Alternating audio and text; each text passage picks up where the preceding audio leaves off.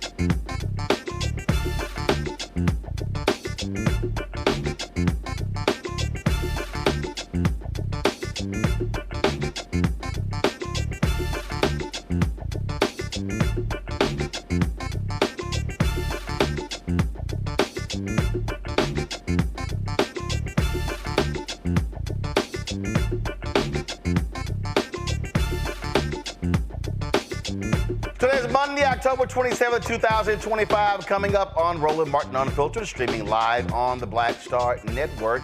It's a war over U.S. congressional seats. More states are redrawing maps. We'll talk with co-founder, executive director of the Black Voters Matter, Albright, about what's happening with gerrymandering and its impact on black voters. Louisiana's Republican-led Senate votes to push back election dates, hoping Supreme Court is going to rule in its favor to draw new congressional maps that includes 1 or 0 majority black districts. In tonight's Crocket Chronicles, Congresswoman Jasmine Crockett calls out Trump's immigration agenda for what it is: racist, violent, and lawless. And the white Illinois sheriff's deputy who killed Sonya Massey testified in his murder trial today, telling the jury how he feared for his life. We'll talk with Civil Rights Attorney Ben Crump, who represents the Massey family, about the testimony of Sean Grayson. Also, we'll tell you how the president of HBCU University of University of Maryland Eastern Shore is fighting back against allegations of plagiarism and racial discrimination. Also, Republicans, they hate DEI. So why are they criticizing the President Barack Obama for supporting Abigail Spanberger against Winsome Sears? And if y'all really want to laugh, major rally with Zoran Mamdani, Congresswoman Alexandria Ocasio-Cortez, and Senator Bernie Sanders. Oh, and all these white Republicans, look at the crowd. That doesn't look like New York City. Oh, so now y'all care about diversity, equity, inclusion. Yeah, I got a couple of words to say about that. And speaking of Mamdani, his dad made some comments about the history of America. And all of these white conservatives are losing their mind, except he was right about Hitler and Nazis and Jim Crow and indigenous people and Lincoln. It's amazing what happens when you can't read. It's time to bring the funk on Roland Martin Unfiltered on the Black Star Network. Let's go. He's got it. Whatever the miss, he's on it. Whatever it is, he's got the scoop, the fact, the find. And when it breaks, he's right on time and it's rolling. Best believe he's knowing. Putting it down from sports to news to politics. With entertainment just for kicks, he's rolling. It's on Go, roll, y'all. It's Roland Martin, yeah. Rolling with Roland now. He's funky, he's fresh, he's real, the best, you know he's Roland Martin now.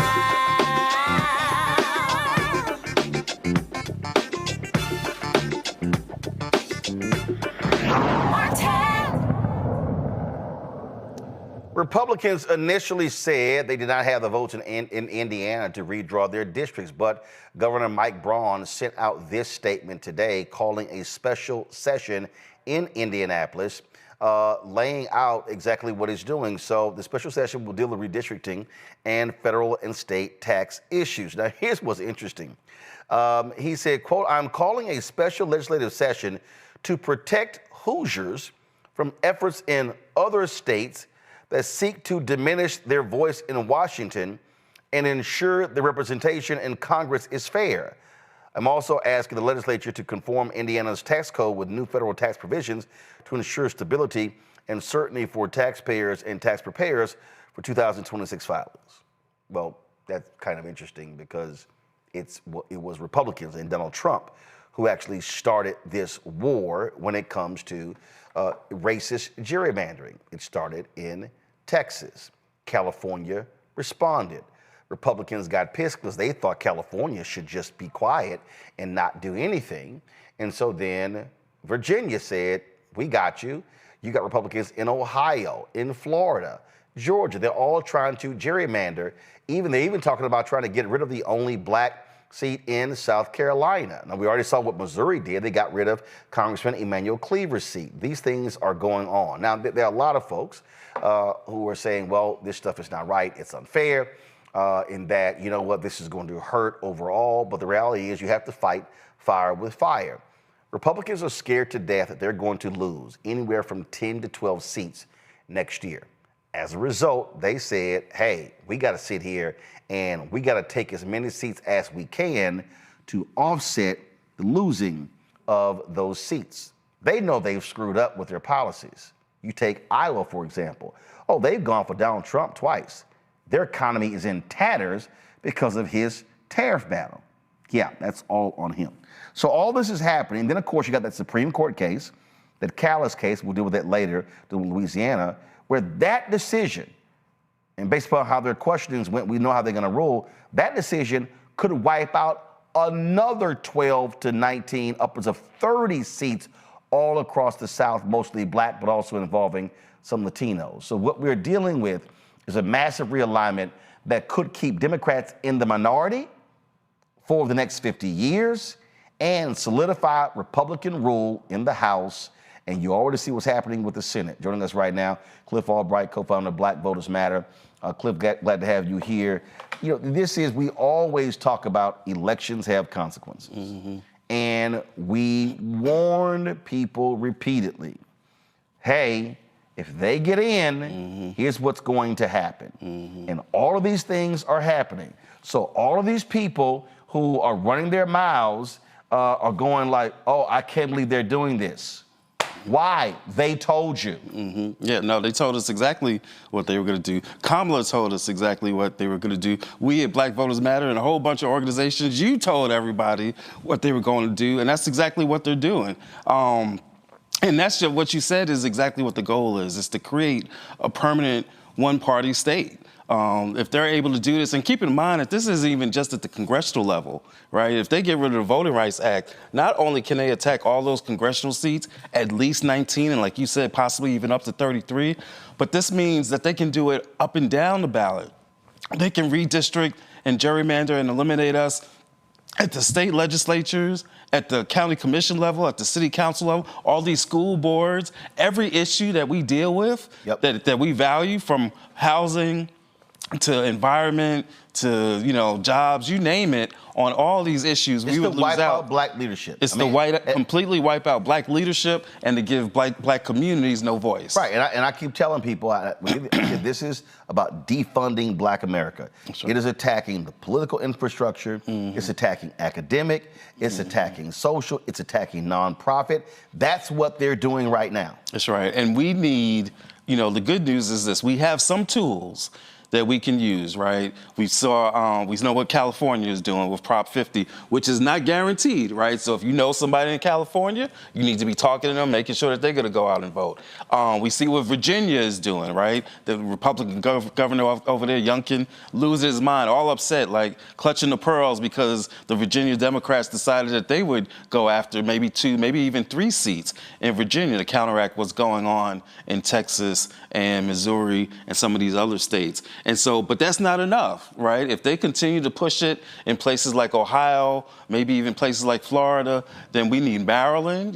Governor Moore has been talking some good stuff, right? Saying that he's willing to fight fire with fire, but we need to keep the pressure on in Maryland. And we definitely need to keep the pressure on in some place like New York, where it's very difficult because of the way that their redistricting process is set up. But still, whatever power they can do, like we need them to do what Virginia did, where they found a way to say, oh, you wanted us in session and you never closed out that session, so we're gonna come back and we're gonna use that session, right, to push back. Mm-hmm. We need folks in New York doing the exact same thing. One of the things that I remember a number of years ago when I had my TV One show, Washington Watch, and Cornell Belcher mm-hmm. Argued that it was nonsensical.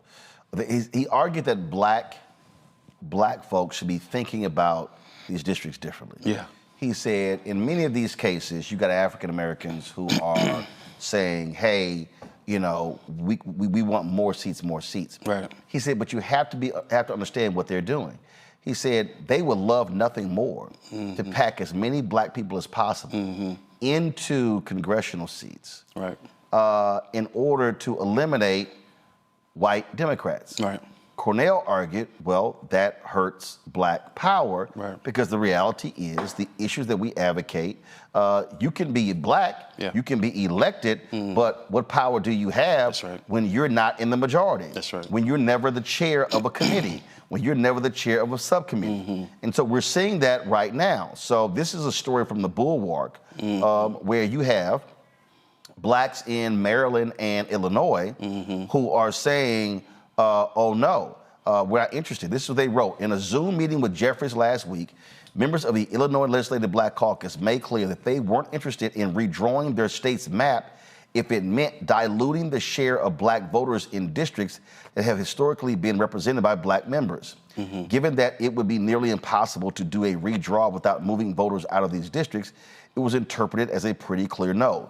When I asked, this is Sam Stein as a piece, when I asked State Senator Willie Preston, the Senate chair of the Illinois Legislative Black Caucus, whether he was risking disempowering Democrats nationally in order for black Democrats to hold on to power in Illinois, he said he didn't give it, actually this is a paid piece, he basically said he didn't care about helping Democrats who wants to protect black people. Right. Okay, I get your point, but you actually are not protecting black people if that's your stance, if you're always going to be in the minority. Right, because there's black folks in your state, in Illinois, who won't have health care, who won't have access to education, who won't have access to housing, who won't be able to deal with police violence. And so by not protecting us nationally, you are hurting your own community, even in your own state. Now, it's a real issue. I don't want to ignore that issue, because in California, that's part of what we're actually seeing with that Prop 50, right? Which is, in order to add those 5 districts, they had to move around some stuff, and as a result, some of the black districts may not, they'll probably stay black, but they may not be as black, right? And we have to have a conversation. I think what you're getting at is, look, they can't all be 70% black or 65% black, right? If it goes from 65 to 60, and we're able to protect the country and doing so, our communities across the country, then that's something that we need to talk about. But the other issue is this. We got to have a larger discussion around this entire redistricting process, right? I know you remember, just as I do, in '93 when Clinton won and he nominated Lonnie Guinier to be in the Department of Justice. And then he pulled her nomination because he said that some of her ideas were dangerous. And I remember being like a college student at the time. I said, well, wait a minute. If they're saying this sister's so dangerous, I want to know more about what she was talking about. She was talking about proportional representation. And she saw it as a way to deal with the very fundamental problem that we have. Because what she said was, in this country, or in any country, as long as you are a minority group in a simple majority rule, first to the post, single-member districts, that you are always going to be in a bad situation, right? And so we got to start having some more. We got to fight for the Voting Rights Act, because there's a bunch of stuff that we need to protect that the Voting Rights Act deals with. But we also got to start having some conversations around what other structural solutions do we have to make sure that we get the representation, and to deal with the issue that you're saying, that once we get that representation, that we're actually able to govern and rule and to pass good policy. Of course, this was when Lonnie Guinier was actually appointed. She passed away 3 years ago. And see, what I am trying to walk people through is an understanding of power. That's right. And again, then you get these people, they're like, well, you're just being a shield for the Democratic Party. Here's a perfect example. Yesterday, my man Keenan Towns had a golf tournament for his foundation at Langston Golf Course in D.C. And then they had a community picnic on the driving range afterwards. So backyard band is playing, and there's this brother who's there. He's an Omega. And so he comes up to me and he says, yeah, I'm an Omega, got his gear on. I'm one of those black men who voted for Trump. I said, okay. So he starts telling me about, Kamala, she really Indian. She wasn't black. She didn't claim black. And I was like, well, that's a lie. Right. So he starts going on and on, this nonsense. And he starts talking about, we got to have, FBA specific policies. And so he's going, and I heard you, and I said, okay, you do know, you are aware you cannot pass black specific. Well, no. The Asians got a bill. I said, did they really? No, I didn't heard that. I said, really? I said, what did the Asians get? Well, the Asians got a hate crime law. That's a lie. I said, it's a lie. I said, what was the name of the bill? He couldn't even name the bill. I said, did you go through the data? I said, did you go pull the hate crimes bill that was passed when black churches were being burned down? I said, was that bill specific to only black churches? No. It was churches, mosques, synagogues, houses of worship. I said, now, in the summary, it talked about black churches being targeted. Okay. I said, dude, you know what the hell you're talking about? So then he's going on and on and on. And well, no, I said, okay. I said, let me ask a question. I said, you got any respect for Shirley Chisholm? I said, she wasn't FBA. I said, oh, Harry Belafonte? Not FBA. I said, Malcolm X's mama, where was she born? Right. I started naming all these. I said, Sidney Poitier. Right. I started doing, I said, now I'm confused with all. I said, he's like, well, you know, I look at my life and there was nothing in my life that got better on the Democrats. So I said, why did I give this man a chance? And I was like, oh, okay. And so while he's sitting there, so I'm sitting there hitting this fool on policy. Right. And he is absolutely ignorant on policy. And he's sitting here going and all this sort of stuff. And I start bringing up housing. Well, as I'm talking, Joe Asamoah walks by. I said, oh, speaking of housing, this sister worked in the hood under Biden-Harris. And so she comes over, she was like, oh, Lord. She said, is my frat one of these I said, yep. I said, yeah, your frat brother, one of the MAGA people. Right. So then she sits here, and then she said, oh, I'm the one who wrote the HUD, racial justice policy. I said, you voted for a man who's getting rid of the policy. So I started naming all this anti-black stuff. Right. That little Mega walked away and went back and listened to the concert. And I'm like, fool, this is what I'm talking about. This is about power. Right. This is about the seizing of power. Right. And when we get caught up in, oh, you just shilling for the Democrats, no, fool. I got to look at the chessboard to go, okay, what are the issues that I care about? That's right. And if I outline 5 of them, where does the Republican Party stand versus the Democratic Party? That does not mean Democrats are perfect, but I got to be smart enough to understand that I'm going to voluntarily get my ass kicked if I don't read the board right. And I will, for all things that I claim I want, I will never get. That's right. Because I will be out of power. That's right. We'll be out of power. And folks who are running literally on anti-blackness, trying to erase black history, trying to erase black jobs, trying to kick black folk out of the armed services, and we know what that's all about, right? That's potential coup type stuff. But you just go down the road. They're not even trying to hide it. And what we have to recognize, going back to this redistricting discussion, is because redistricting isn't sexy. I get it, right? Don't nobody want to have a conversation, about redistricting and about gerrymandering. If you give me having a conversation about versus, or a conversation about the NBA, or a conversation about gerrymandering, I'd love to pick either one of the first two.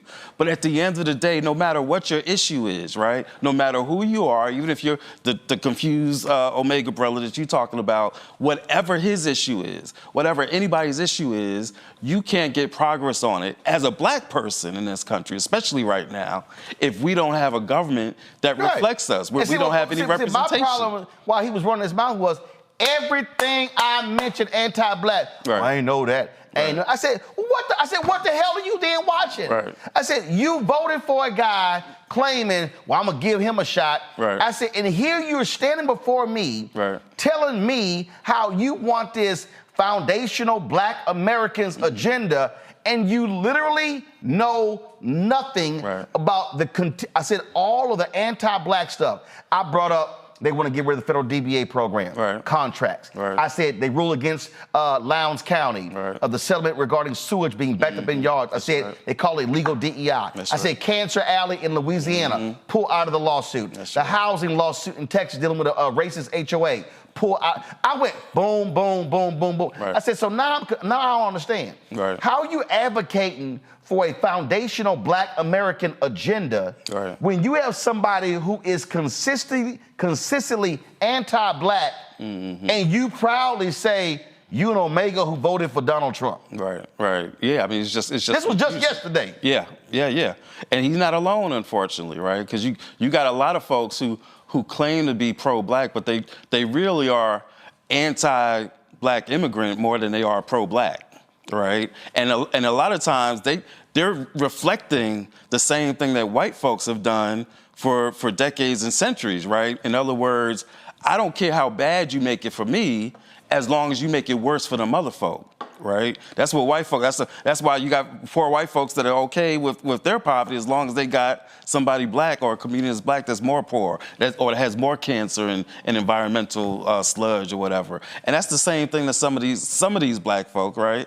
That what they do, basically, they're not even paying attention to policies that are impacting us in our community, as long as they can see immigrant, black, Latino, or otherwise getting rounded up and deported and sent out to kidnapped and sent out the country. And so that's a conversation that we gotta have in our community. The good news is, I believe that there's more of us that know the deal, right? That know that we got to, that know that this administration is nothing but anti-blackness, knowing that you got folks running around proud about being a Nazi. Young Republicans in their chat group talking about being a Nazi. The dude that was just running for, or just about to be appointed to be a judge or something, or an attorney, talking about how he's proud to be a Nazi. They are not even trying to hide it.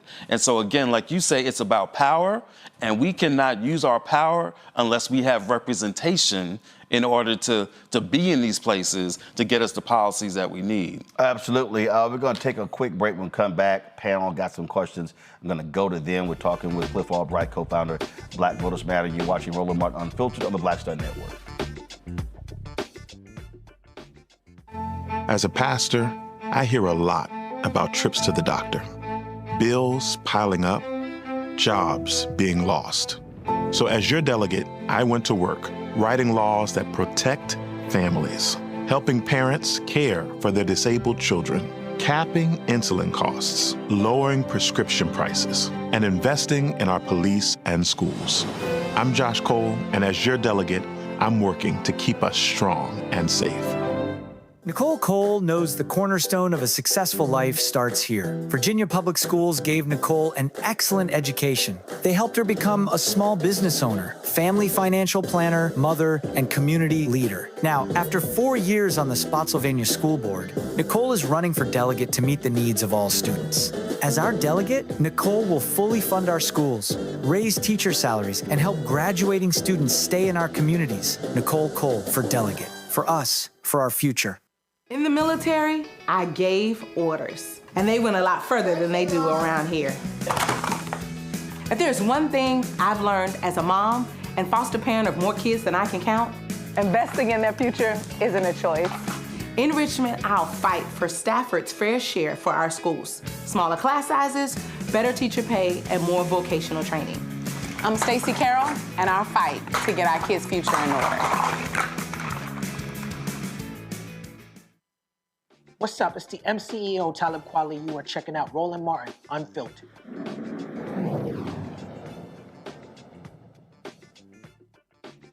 All right, folks, welcome back. I'm talking to Cliff Albright, co-founder of Black Voters Matter. My panel is Omekongo Dibinga, senior professor of lecture, School of International Service out of D.C., author of Lies About Black People, How to Combat Racism. Scott Bowden, attorney out of D.C. as well. Joy Chaney, founder of Joy Strategies out of D.C. as well. All right, let's get right into it. Questions for Cliff.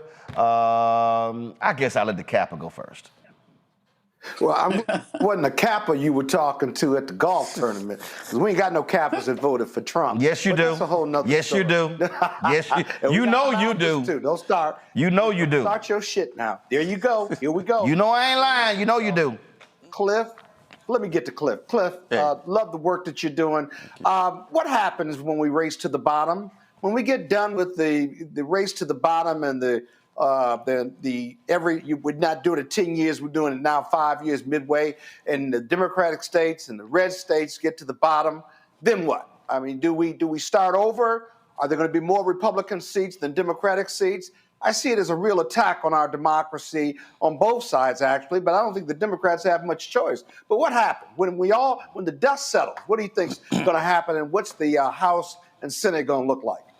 Yeah, I mean, I think two things, maybe even three things. I think one, I think we can look at the way that California has done it, right? Where basically they did it where it was specifically in response to Texas, right? They basically were like, look, if Texas pulls back, we'll pull back. They did it in a way that's time limited, right? So that they'll go back to their normal process at the normal time at the end of the decade. So I think that there are things that you can do even as you are fighting fire with fire, which still establishes that, look, we recognize that fundamentally we got to do all this a different kind of a way, that we do want fairness in the process and fair representation in the process. But in this moment, that we have got to do this fight, because at the end of the day, like you asked, what happens if it's a race to the bottom? If we don't do it now, there is no bottom. Right? It's a bottomless pit that we wind up finding ourselves in. And so the only way to fight it is to do what some of these states have already done and what we're encouraging even more states to do. But being clear, keeping the eyes on the prize, that fundamentally we don't want to be doing this, and that we got these other values that we want to fight for. But you can't fight for those values if, again, to Roland's point, if we ain't got no power. And if we don't have power for decades or for generations, then, we just got a principle that we want to see, but we have absolutely no way to make it be a reality. Also, I think we have to also recognize, and this is, and I've said this for so long, how Democrats have to understand what power is and what's fair and just. So here's what I mean by that. Yeah. So Eric Holder and Obama, they get together and they launch this national redistricting committee. This is the website. Okay. So all they kept talking about, fair maps, fair maps, fair maps, fair maps, fair maps. Right. Okay. Sounds great. Right. Sounds wonderful. Yeah. But you got one side over here who's talking about fair. Yeah. The other side's talking about power. So what happens? This is a story right here in Politico, why Democrats can't match Trump's gerrymander push. Right. So it says right here, Democrats trying to counter Donald Trump's red state gerrymander are facing a roadblock. 15 roadblocks, actually. Yeah. That's how many Democratic-led states have a political trifecta. Yeah. The same setup that helped Texas Republicans push through new maps last month. Right. But of those 15, only California has made a serious effort to respond in kind, and even that initiative may fail at the ballot box. Leaders in 14 other states with a Democratic governor and state legislature find themselves unable to move forward, hampered by reasons ranging from constitutional limitations, legal deadlines, and maps that can't be gerrymandered anymore. And perhaps an acknowledgement of these hurdles, Democrats have turned to the courts to try to stopping Republican efforts.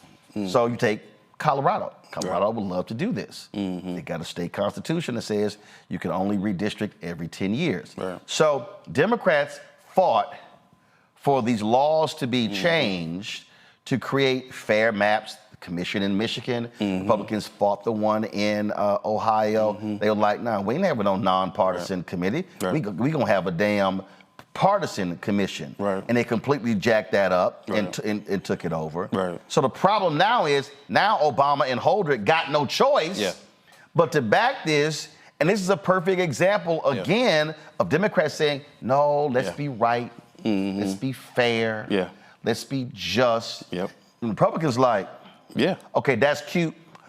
Power. Right. They basically, the Democrats unilaterally disarmed.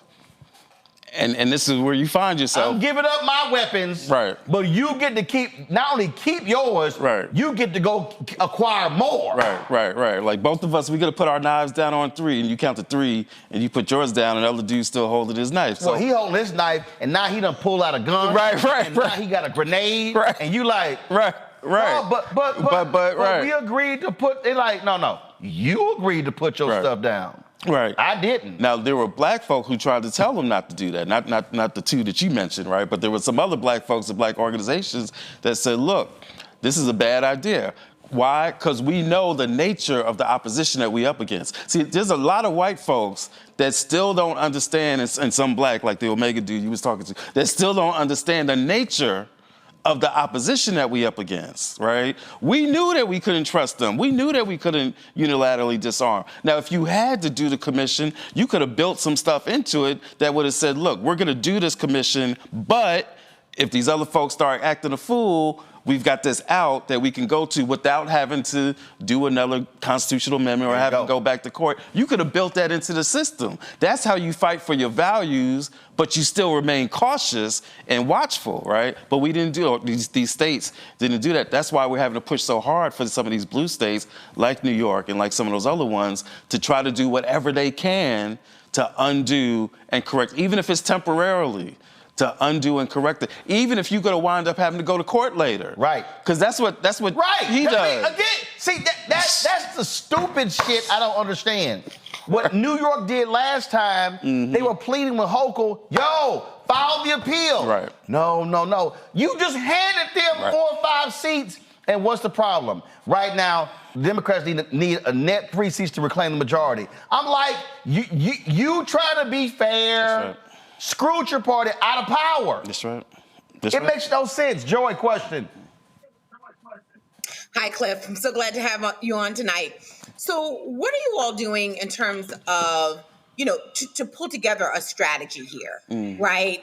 And you don't have to tell me all the strategy, but what's the leadership of civil rights groups, others doing to come together and to say everything you said is right? What are we going to do about it, though? Yeah. And how are we going to bring in to alignment some of these legislators out there who don't see themselves as part of the problem and who are just trying to protect their own seats? Yeah. No. And that last part, that's a whole show in and of itself. But I think there's several prongs to the strategy, right?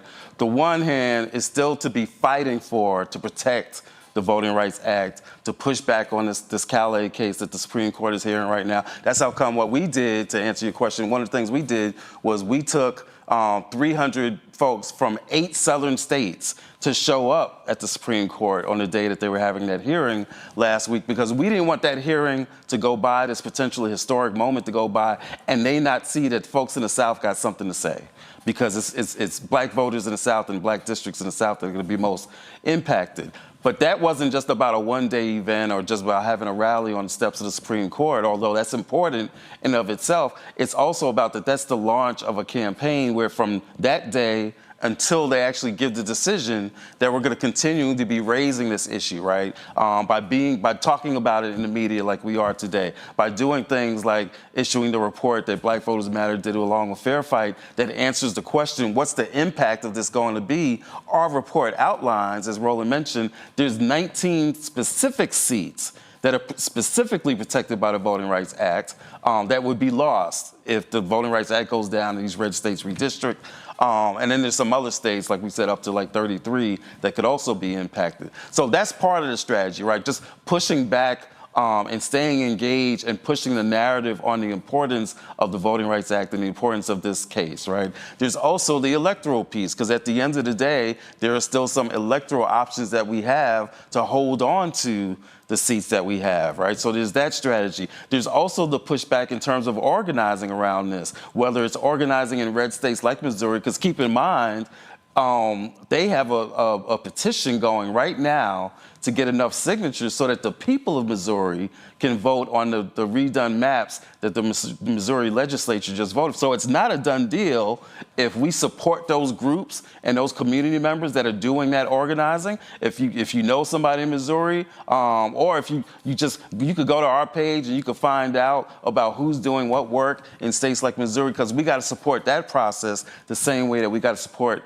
the vote in California. And then the last thing is, like I said, we've got to be having discussions around what's the next thing, right? What's the thing that we do if the Voting Rights Act is taken apart? What are the other structural changes that we have to be talking about? Those are conversations that we got to have, because most folks in our community, we don't know anything about any other way to even do representation, because we don't pay attention to what goes on in others. There are systems that are used in other states, like South Africa, that the U.S. encourages someplace there to protect white minority that they would never even consider in doing within the United States itself. We got to have some conversations and raise awareness and do some education around what the other options and tools are that go along with trying to protect the Voting Rights Act. Congo. Thank you so much, Cliff, for all you continue to do. It's so respected and necessary. I want to know what your thoughts are. In addition to the work that we must continue to do, we never let our guard down. Do you feel like there's any possibility that these redistricting can backfire on Republicans given the way Trump is dealing with the economy right now? I mean, they're having so many FAFO moments that they may still just decide to vote for Democrats regardless of who they get redistricted to. Yeah, I mean, that's a great point because we were already seeing some of that possibly in Texas because, again, to create those 5 extra seats that they created, they had to move some stuff around. And basically what they are assuming is that Latino voters, this is what the math that they were doing. They said, wait a minute, this last election in Texas in 24, you saw more Latinos voting for Trump. So we feel like that we can do this redistricting, take power away from black folks, maybe even keep some of those Latino districts intact, and we'll be okay.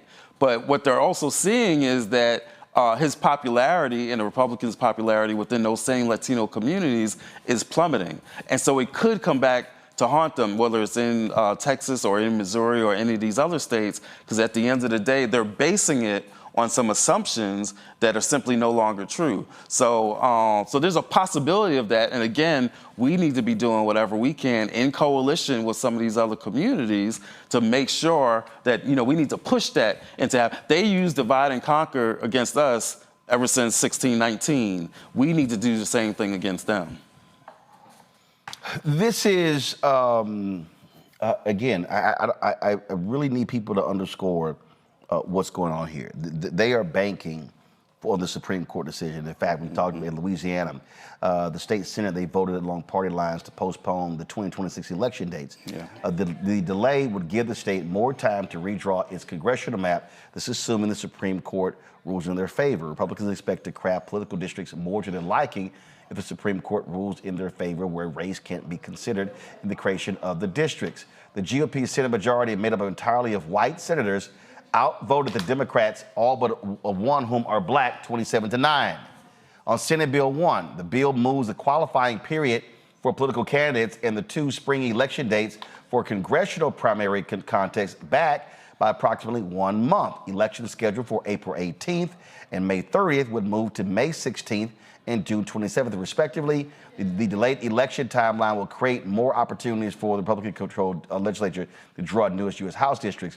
Now, again, what this is all about, Supreme Court, Cliff, has this precedent, which doesn't matter because these folks don't care about precedent, where when it comes time to draw, they'll may say, hey, it's not enough time for the legislature to redraw districts, for the voters to be notified, and then for them to vote. That's what this is all about. These Republicans, they lost to the Supreme Court the creation of the second black district. Then they said, well, no, let's now join. They will not recruit some white folks to say that the creation of this second black district brought them harm, which they never identified what the harm is, and they expedited this lawsuit. And the writing was on the wall when the Supreme Court asked for briefs from both sides over eliminating these districts based upon the issue of race. Yeah, and keep in mind, like, as an example, if we go back to abortion in the Dobbs case, right? Dobbs case was heard about the same time as this case, but the Dobbs decision came out when? It came out as late as like in June or something like that. And theoretically, that could happen with this case as well, but because of all the reasons that you were saying, we know that we got a corrupt, partisan, no good Supreme Court that is going to try to do everything they can to work the timetable the same way that they did with some of the other gerrymandering cases that could have been decided in 22, but instead they delayed. Like even those new seats that we got in Alabama and Louisiana, that could have happened in 22 and not in 24. But they froze them in place by saying, yeah, we know the lower courts ruled they were illegal, but we're going to freeze them in place and force for 2 years. Right, so we know that this court is the 2021 Texas case is still ongoing. That's right, that's right. So we know they're going to do whatever they can to play with that time, to play with the calendar, and that's what you see. Literally, you see a coordination strategy of the Supreme Court, which will probably try to move up its decision, right? What could have been months could be decided in a matter of weeks. So they're combining that with the strategy that you were just reading, where you got these states that are saying, oh, we're going to push back our stuff so it can give the court more time to do whatever it's going to do. They're literally colluding. They might as well just be in a huddle together, the Supreme Court and these red state legislatures. And again, for all of these people who we always say connect the dots, who don't understand what's going on here. What we're talking about here is power. Yeah. We're talking about money. This, we talk about who represents who. This and see, this is the stuff, it grates on me when I'm listening to these yahoos who are like, I don't know what the CBC, they're trash, they're not doing anything. These people have no idea the role that a lawmaker plays in inserting language in bills and removing language in bills. Right. All sorts of different things. You don't even have to pass a bill to have a major impact on the bill because you sit on a particular committee. Right. What type of projects that you slide in. Right. And that's people don't understand. Right. So if the Supreme Court rules this way and you wipe out 12, 19, 30 black districts, we're talking billions upon billions of dollars. Right. That's right. That will not be going to black communities because they have removed those members of Congress. That's black right. members of Congress. That's right. That is a fact.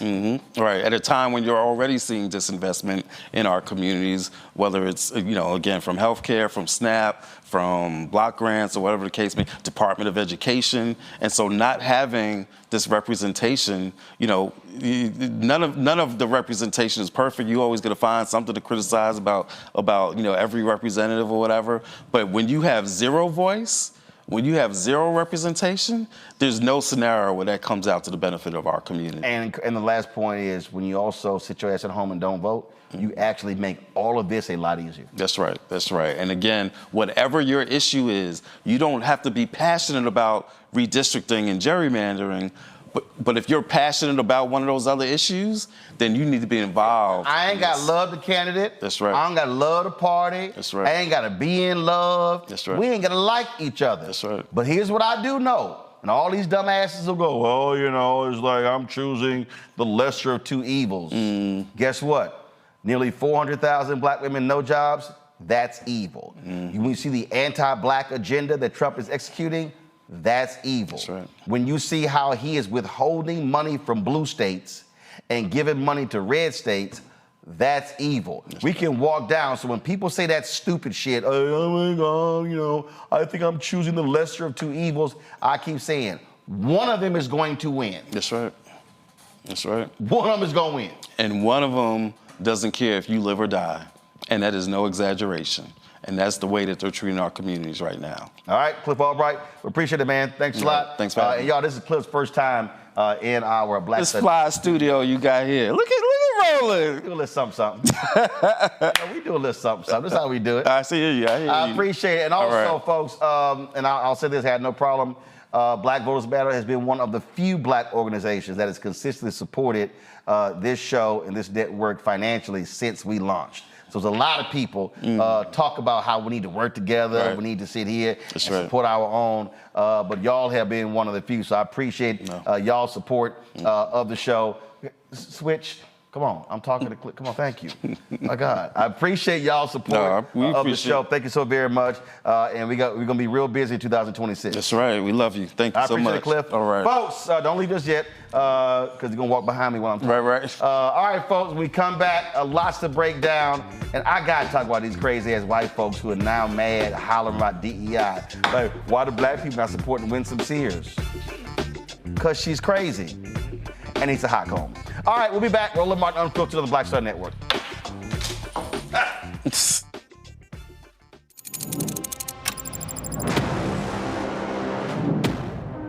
Afrotech, it's a lot of beauty, a lot of brilliance, a lot of intellect, a lot of innovation. Companies that are most diverse are more profitable. We're getting culture, we're getting community, we're getting the best of the best. And not only are we here to greet each other, but we're here to network and to elevate each other. Everybody from all the major tech companies here, and that means that now everybody's in the same domain.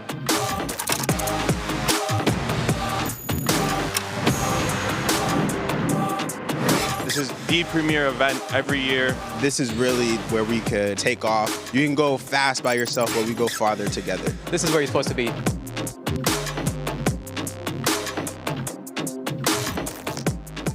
As a pastor, I hear a lot about trips to the doctor, bills piling up, jobs being lost. So as your delegate, I went to work writing laws that protect families, helping parents care for their disabled children, capping insulin costs, lowering prescription prices, and investing in our police and schools. I'm Josh Cole, and as your delegate, I'm working to keep us strong and safe. Nicole Cole knows the cornerstone of a successful life starts here. Virginia Public Schools gave Nicole an excellent education. They helped her become a small business owner, family financial planner, mother, and community leader. Now, after 4 years on the Spotsylvania School Board, Nicole is running for delegate to meet the needs of all students. As our delegate, Nicole will fully fund our schools, raise teacher salaries, and help graduating students stay in our communities. Nicole Cole for delegate. For us, for our future. As a pastor, I hear a lot about trips to the doctor, bills piling up, jobs being lost.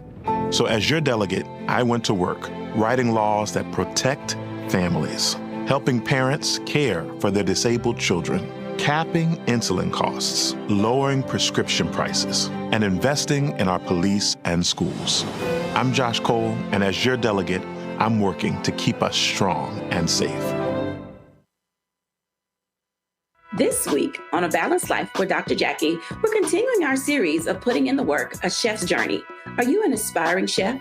Someone who already has a business, trying to figure out what your next steps will be, who to talk to, and how to get there? Well, on this week's show, our great guests and wonderful chefs will talk to you about what it means to discover your purpose, your why of being in the kitchen, and then knowing how to put a business together. The menu controls everything. The menu determines everything.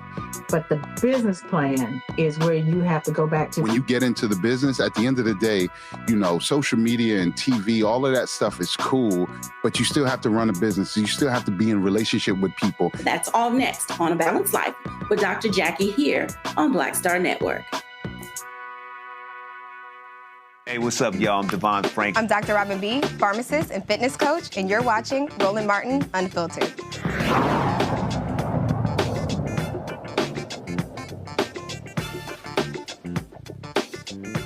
Folks, day 27 of the federal government shutdown, that is the Donald Trump MAGA-imposed government shutdown. Senators return today to vote on various measures, but there's no discussion about reopening the federal government.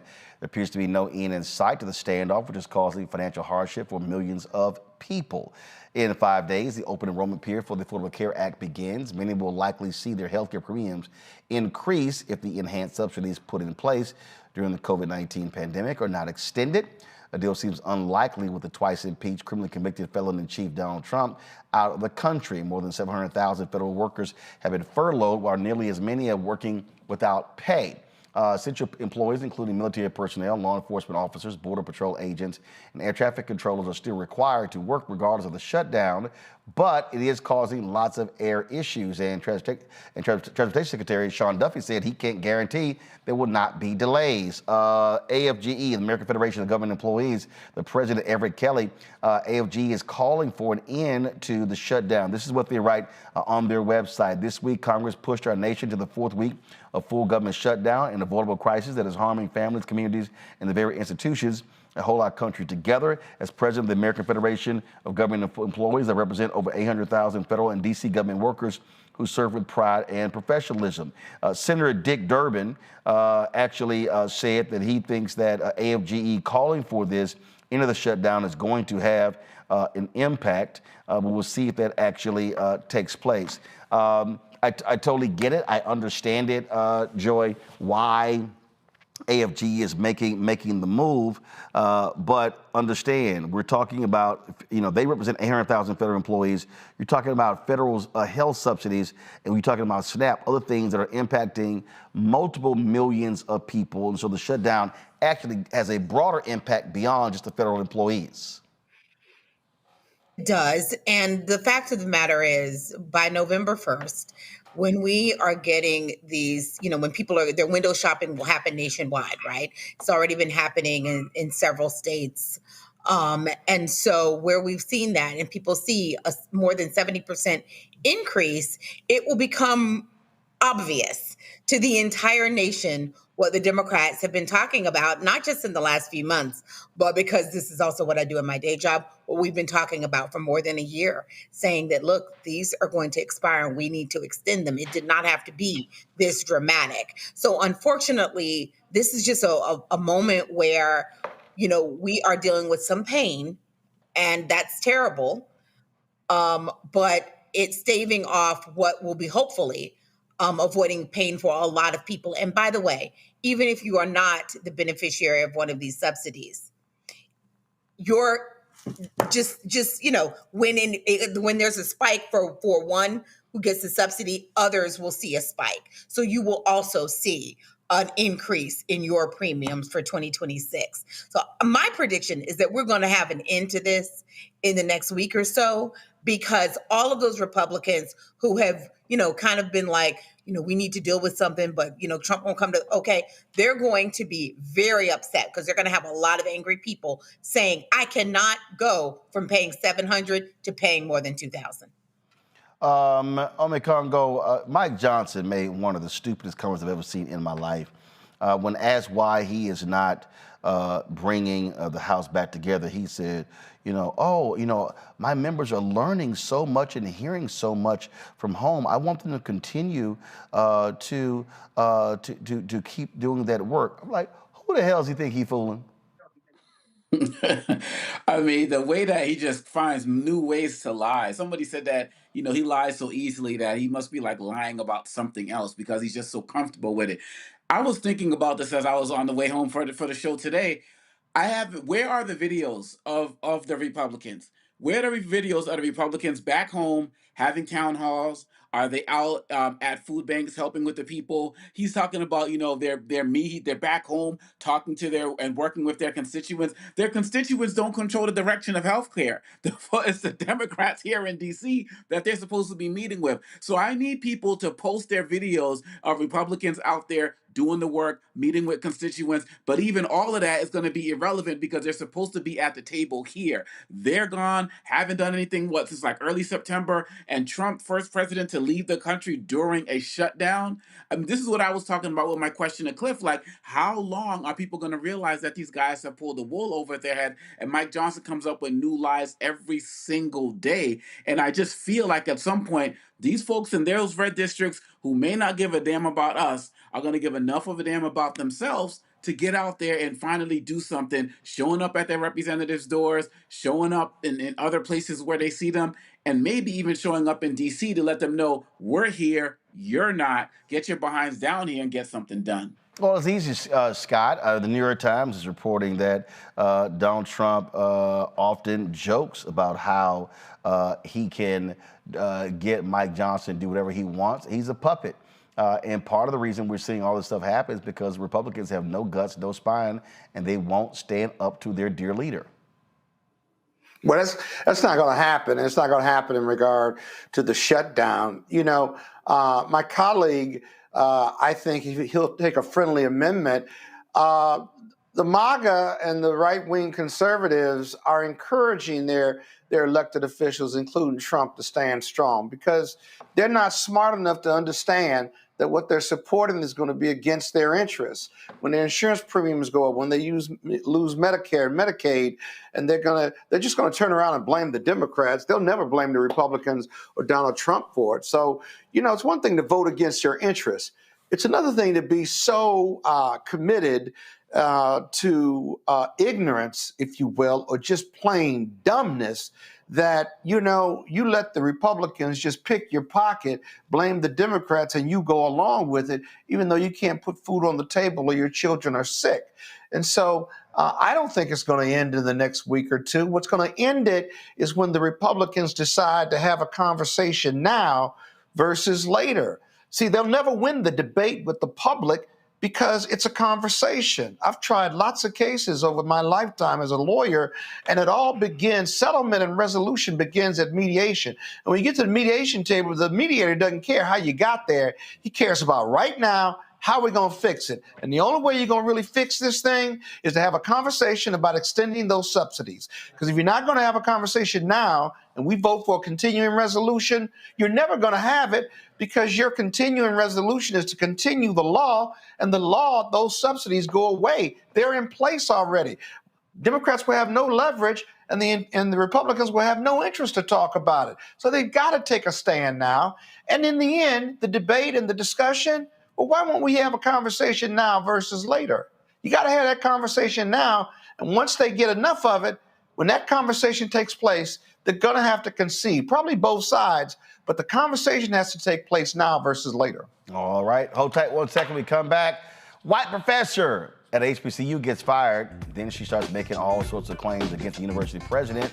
That president is now firing after the lawsuit. We'll tell you about that next. Also, we have our Crocket Chronicles with Congresswoman Jasmine Crockett tears into Donald Trump over his violent, racist immigration policy. Plus, why white Republicans all of a sudden focus on DEI? They're mad that Obama is campaigning in Virginia for Abigail Spanberger and not supporting Winsome Sears. And then they're saying how the rally yesterday for Mamdani in New York, it wasn't diverse enough.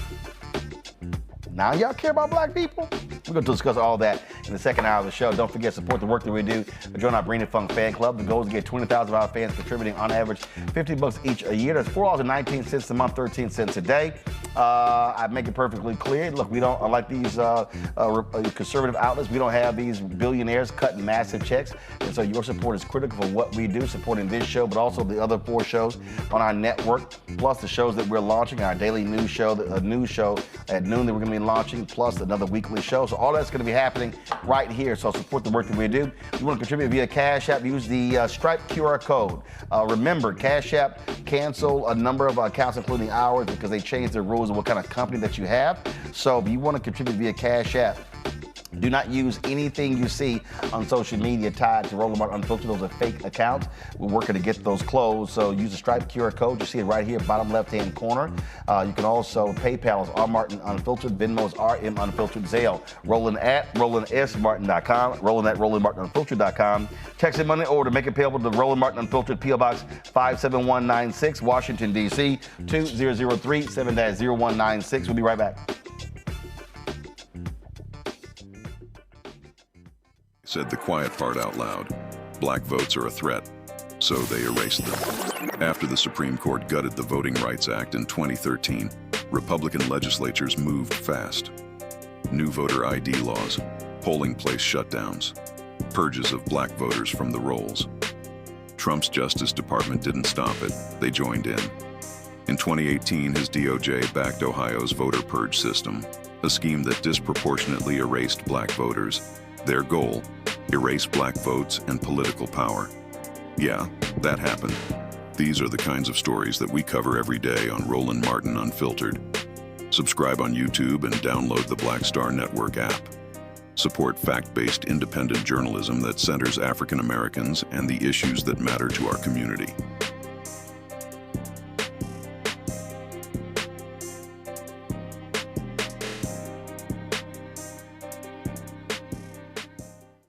If in this country right now, you have people get up in the morning and the only thing they can think about is how many people they can hurt, and they got the power, that's a time for mourning. For better or worse, what makes America special, it's that legal system that's supposed to protect minorities from the tyranny of the majority. We are at a point of a moral emergency. We must raise a voice of outrage. We must raise a voice of compassion, and we must raise a voice of unity. We are not in a crisis of party versus party. We are in a crisis of civilization, a human rights crisis, and a crisis of democracy itself. And guess what? You've been chosen to make sure that those that would destroy, those that would hate, don't have the final say, and they don't ultimately win. Next on The Black Table with me, Greg Carr.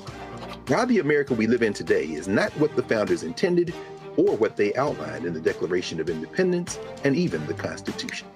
Professor and author Kermit Roosevelt will join us to talk about his book, The Nation That Never Was.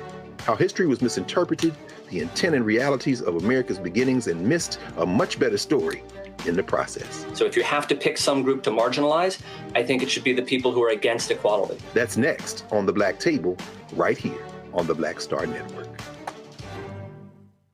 I'm Russell L. Honoré, Lieutenant General, United States Army, retired, and you're watching Roland Martin Unfiltered.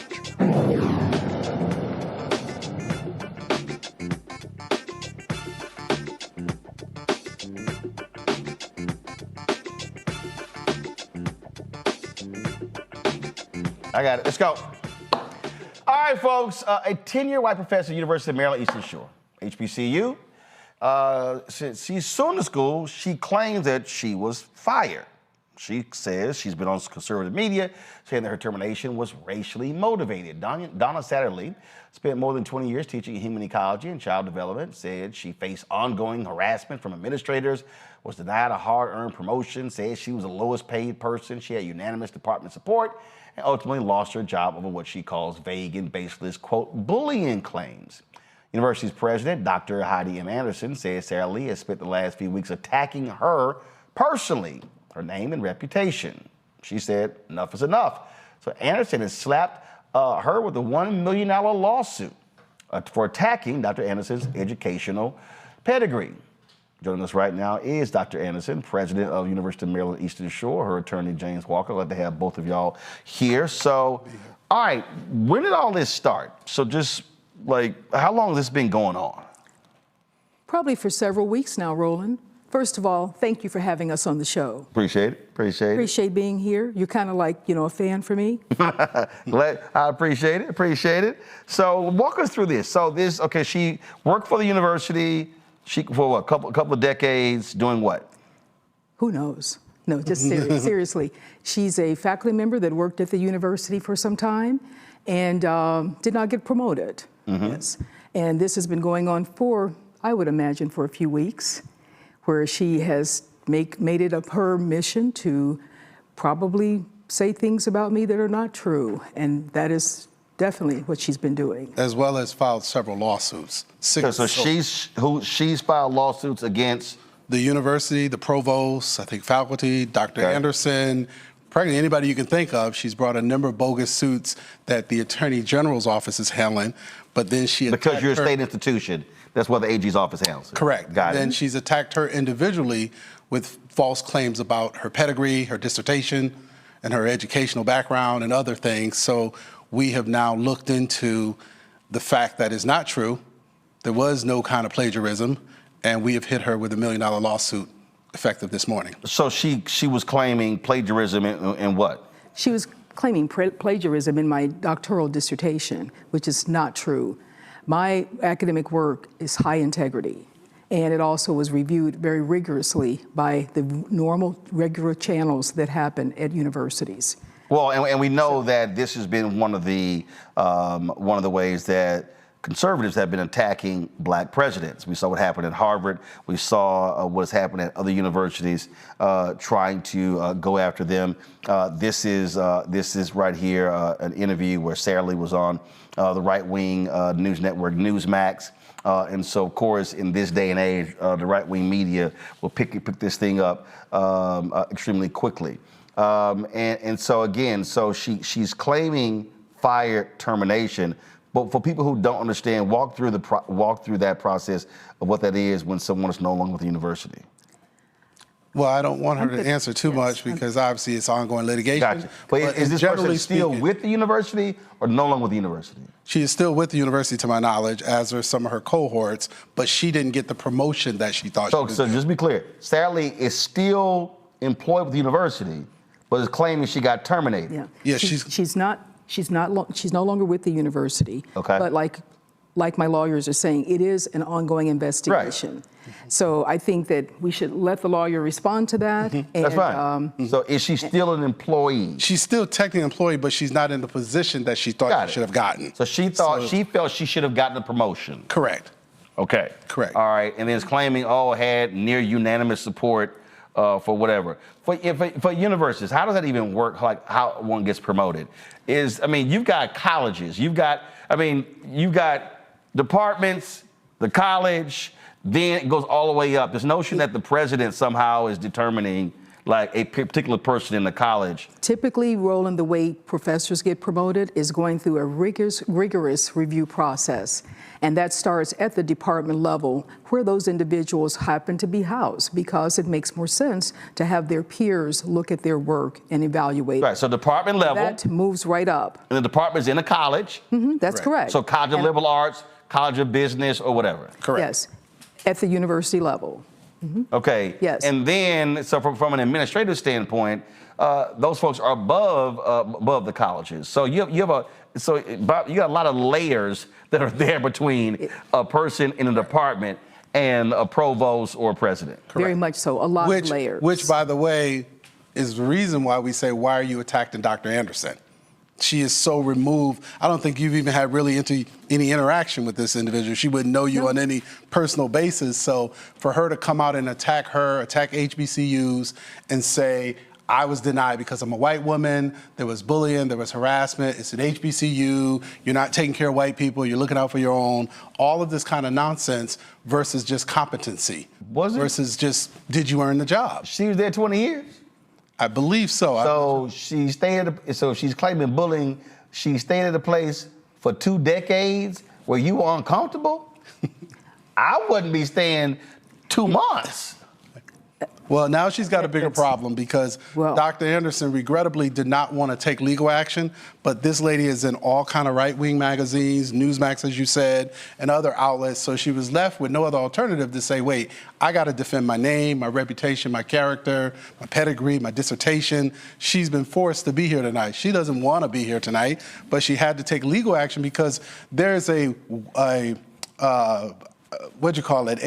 some kind of witch hunt towards black academics, particularly black female leaders in our country. Well, because look, we're operating in this virulent anti-DEI world where I have been saying repeatedly that what we are seeing are black institutions under vicious assault, this effort to defund black America, and if you're black in corporate America, if you're in nonprofit, you're at universities, and beyond just HBCUs, we're talking about the brother at George Mason, the brother Maryland, University of Maryland, at Virginia Maryland Institute. On and on and on. VMI. We're seeing all of this, and to your point, rarely does someone file a counter suit like the one you're filing. First of its kind. And typically you're having just to deal with the attacks, and folks say, just be quiet, let it work out.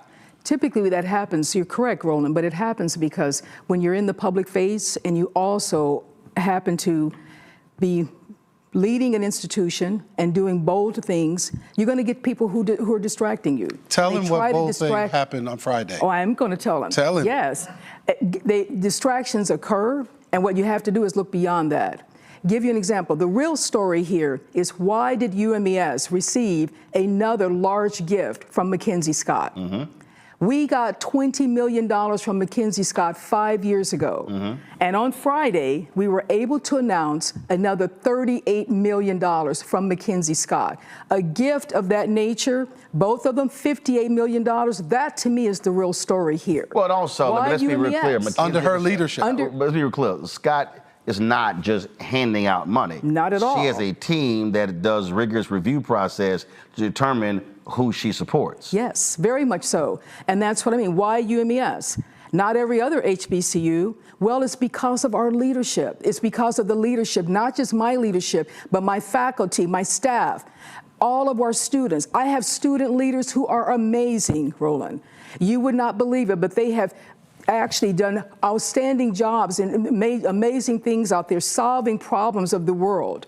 We had one student this year, a freshman, went to Italy to present his research. When does that happen all the time? Not at all. And Ms. McKenzie usually only gives one award. She only gives one award, and it is also, you don't come back and get a second one. So I have to tell you, when they called me a few weeks ago and said, President, we want to give you another award. I actually said, is this a hoax? Is because you only get one. And we got one 5 years ago, and now they're calling to give another. Why? We have been increasing enrollment. 5 consecutive years of increased enrollment at UMES. What is the enrollment at Eastern Shore? We're over 3,000 students. Gotcha. Okay. What was it there when you arrived, and how long ago did you arrive? I've been here 8 years now, and slightly less than, probably around 2,400. Okay. Yeah, so we've been increasing. 20%. And we basically have added academic programs. The story at UMES, we are adding a veterinary medicine school. We will be the second HBCU in the country with a veterinary medicine school, actually the first in the state of Maryland. And there's a shortage of veterinarians out there. And so this is going to be direly needed. I'm a Texas A&M graduate, so I kind of know a little bit about vet schools. You know a little bit about vet schools? Yeah, we kind of have a major vet school there. So yeah, I know a little bit about vet schools. I know you would know a little bit about it. So, and we're going to look at partnerships from all of those particular schools. But those are not the only things. We are one of the only HBCUs that has an aviation science BS degree in the state of Maryland.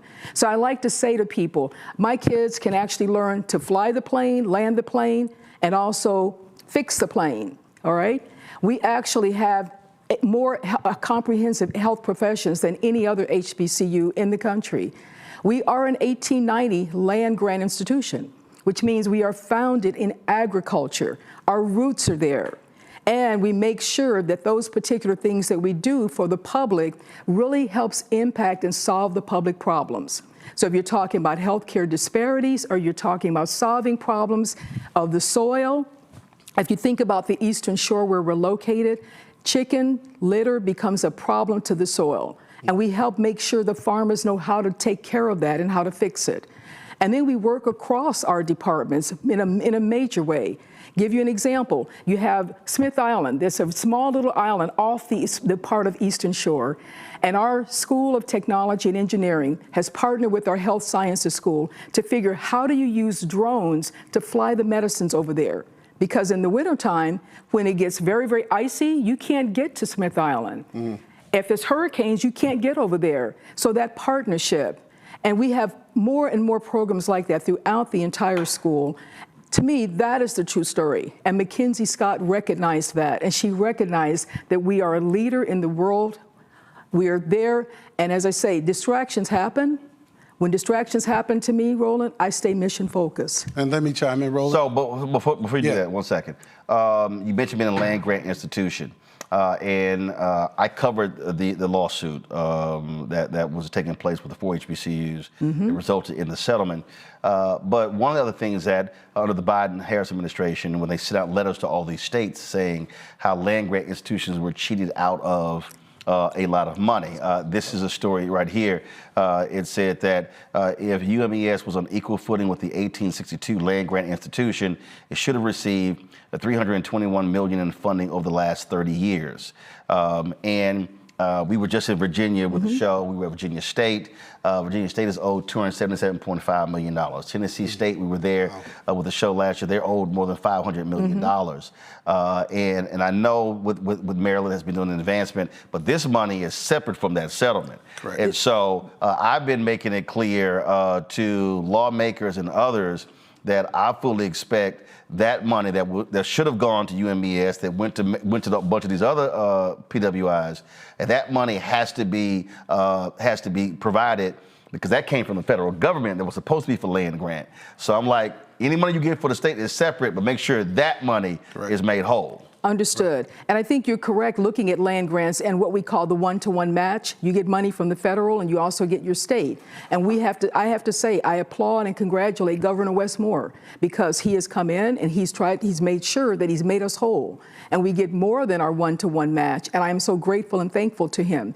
My faculty and staff, students, we're all very thankful to him and the legislatures that are in Maryland, because they understand it, they get it. And they recognize giving that, making sure we get our match, that it helps us to go out and do what we do so very well in all of the 24 counties in the state of Maryland. We take care of the needs of those individuals that are there. Right. Well, I explain to people that match is present. I'm a firm believer that also y'all are owed money. And so Get your money today, but give me that money you owe me. It's like if I loan somebody some money, like, listen, I'm giving you some money today, but you know I loaned you some money 5 years ago. I hear you, Roland. So, no, trust me, all these folks do. Yes. But the reason I hit this a lot, a lot is because the audience doesn't, and we try to walk our audience through to understand what is happening on many of these campuses. Of course. When people are complaining about facilities, old buildings, lack of internet, I'm saying, hey, when you were denied money over 30 years, in this case, $321 million, then you could have built. It adds up. You could have, because that's infrastructure. And so when we covered that, the letter that went out said these states deprive HBCUs of more than $12 billion. That's with a B. And so I'm always telling our folks that we and then that's where it was coming upon us to be challenging our elected officials and say, hey, make sure you make folk whole. James, you want to say real quickly, what's amazing about that is with the delays and the failure to give them the monies they do, she has still led this school in a great way. And you keep seeing our leadership attacked across the country, as you said earlier. Yeah. And this is why she had to take a stance today, and we stand with her, and we want to encourage other presidents, other provosts, that when they come after you, they're going to pay the price if they're lying. Yeah, because a lot of people, unfortunately, they remain silent, thinking that's the way to do it. And then the pressure builds and builds and builds, and all of a sudden you cross the threshold and it's simply too late, then they end up resigning because of the pressure. And people believe that falsely. Right. And I think myself, Paul Wilson, Randy McDonald, her husband Leon, we all huddled up and said, you got to fight back. And she fought back. And I salute her, and I'm grateful to Mackenzie Scott for seeing the great leadership. Coincidentally, with the day we filed the lawsuit, she gets $38 million. You better make a point. Go ahead. Just going to say, and a number of other people also. And I really have to thank them because I have faculty, I have staff, I have students, I have alumni, partners, corporate partners, and community partners who are all supporting me and have been supporting me, not just the entire time I've been here, but especially through this particular situation. And I just want to say to them, from my bottom of my heart, I appreciate and thank them dearly for all of the support that they have given me. Their messages, text messages, emails, their prayers, I have heard them, I have read them, and they have meant so much in this particular time, at this particular moment. And thank you, Roland. We hadn't told nobody the story. You're the first one. I said, you got to tell Roland. I appreciate it. Thank you for letting her give this platform. A question from each panelist. Scott Bolden, you're first. And it's rare I let Kappas ask questions first on my show. I was gonna we feel sorry for Scott. I'm not going there. I go there every time Scott's here. I'm not going there, Scott. It's not me. Oh, God. No, I understand. Roland is special, as my mother would say. But your mama's right. I asked your question. Yeah, Dr. President, I know you're a lawyer and I know you're in good hands. Thank you. Having sat on the board of trustees for Morehouse College for the last 7 or 8 years, rather, I know the relationship with faculty can be nuanced, can be a challenge. And my question is, do you all have a faculty senate similar to Morehouse and other institutions, historical Black institutions? And where is your faculty senate, if you have one? Where are they on this issue that's been raised by this white professor? I think that's a very good question, and we do have a faculty senate, and I think that you will find that our faculty senate, because this is an ongoing investigation, I have kept arm's length from them, but I would imagine that they have some concerns about this. That is part of one of the reasons I decided it's time to speak out, because many of those faculty, as I said, have sent me messages, many of our staff, notes, and they're concerned about this, but they also are very supportive of me. And I have seen those messages as words of encouragement from them. So I have not approached them directly, but we do have that type of academic governance structure in place. Yeah. Joy. Roland, I'm sorry, go ahead. I'll let you ask the second question. Go ahead. Real quick. The reason I asked about the faculty senate is because normally you got to have the faculty senate support, and then it goes to the department, and then it goes to the board.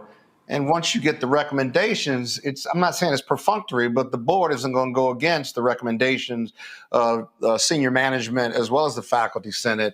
And so when she talks about this 82%, unless it's the right wing at Texas A&M, but that's another story. Right.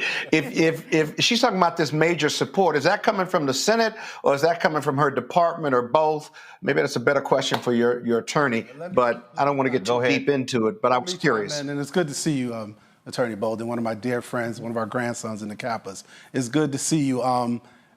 There's a group of professors or disgruntled, small group that have filed these 5 or 6 frivolous lawsuits, and the Attorney General will deal with that. Her suit is individual outside of the realm of those lawsuits.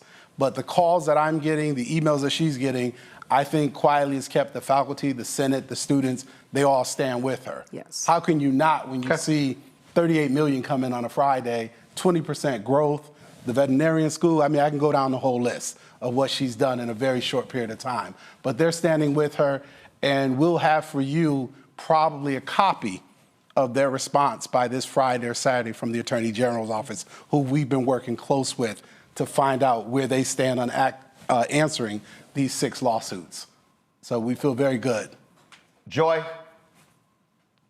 Well, first of all, thank you so much for giving people a blueprint for how to fight back.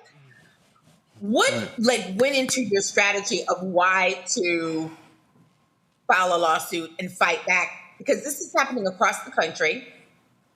Many people are well-resourced, and yet they've chosen not to. But you're doing so here. The reason that I'm fighting back is at some point, when you're a public figure or when you're in leadership, and as I said, my leadership's about leading boldly and making sure that I'm there to transform our students' lives. When it begins to impact our students, when it begins to impact our faculty and staff, you have to take a stance. As a courageous leader, I felt it was time to step up and protect my campus. And also make sure that our students recognize when there's a distraction, not only are you supposed to take time to step up, but you have to deal with the misinformation. People who are in leadership or in public spaces now, sometimes misinformation and disinformation spreads so quickly you can't do anything about it. But when that happens, there is a time that you have to say enough is enough. And I would add, we first saw just a couple articles in a couple right-wing outlets, but then we saw the Newsmax. When we were on the verge of, should we try to talk to Ms. Satterley privately to get her to rethink these things, send a cease and desist letter, then she went prime time with Newsmax. And at that point, Dr. Anderson called me and said, I'm ready to fight. I think prior to that— Just so you all know, what you are doing is going to give pause to other people. And that is so great. The next person who decides to use this tactic, which worked with Claudine Gay, they're going to say, I can't afford to engage in this kind of foolishness. So good for you. Well, thank you. Ome Congo. Thank you so much, Dr. Anderson, for your continued leadership on this. After Charlie Kirk was killed, we started to see people going in on campuses and doing disruptive things. And I feel like your school probably got some of that attention, but you're probably going to be getting more of this attention given this lawsuit, given the Newsmax story and the like. You talked about the strength of your students, but have they felt pressure themselves with visits from onto campus, emails, newspapers calling them, that kind of situation, those kind of situations, and how have they handled it? I don't believe that our students have felt the pressure from that type of media at this time, and I hope and pray that they do not. And if they do, we're going to try to take care of them. We have great mental health counseling services. We make sure that our campus is very safe and secure. And we constantly make sure we're being vigilant about watching and taking care of the students who are on the campus. So at this time, like I say, I hope and pray that that does not happen to them, but we are there to take care of them if it does. And I would chime in that we are preparing a team of lawyers. We have 20 lawyers under contract, and we are prepared that if we have to step on campus to defend these students, we'll call on brothers like Scott Bolden and others to join us.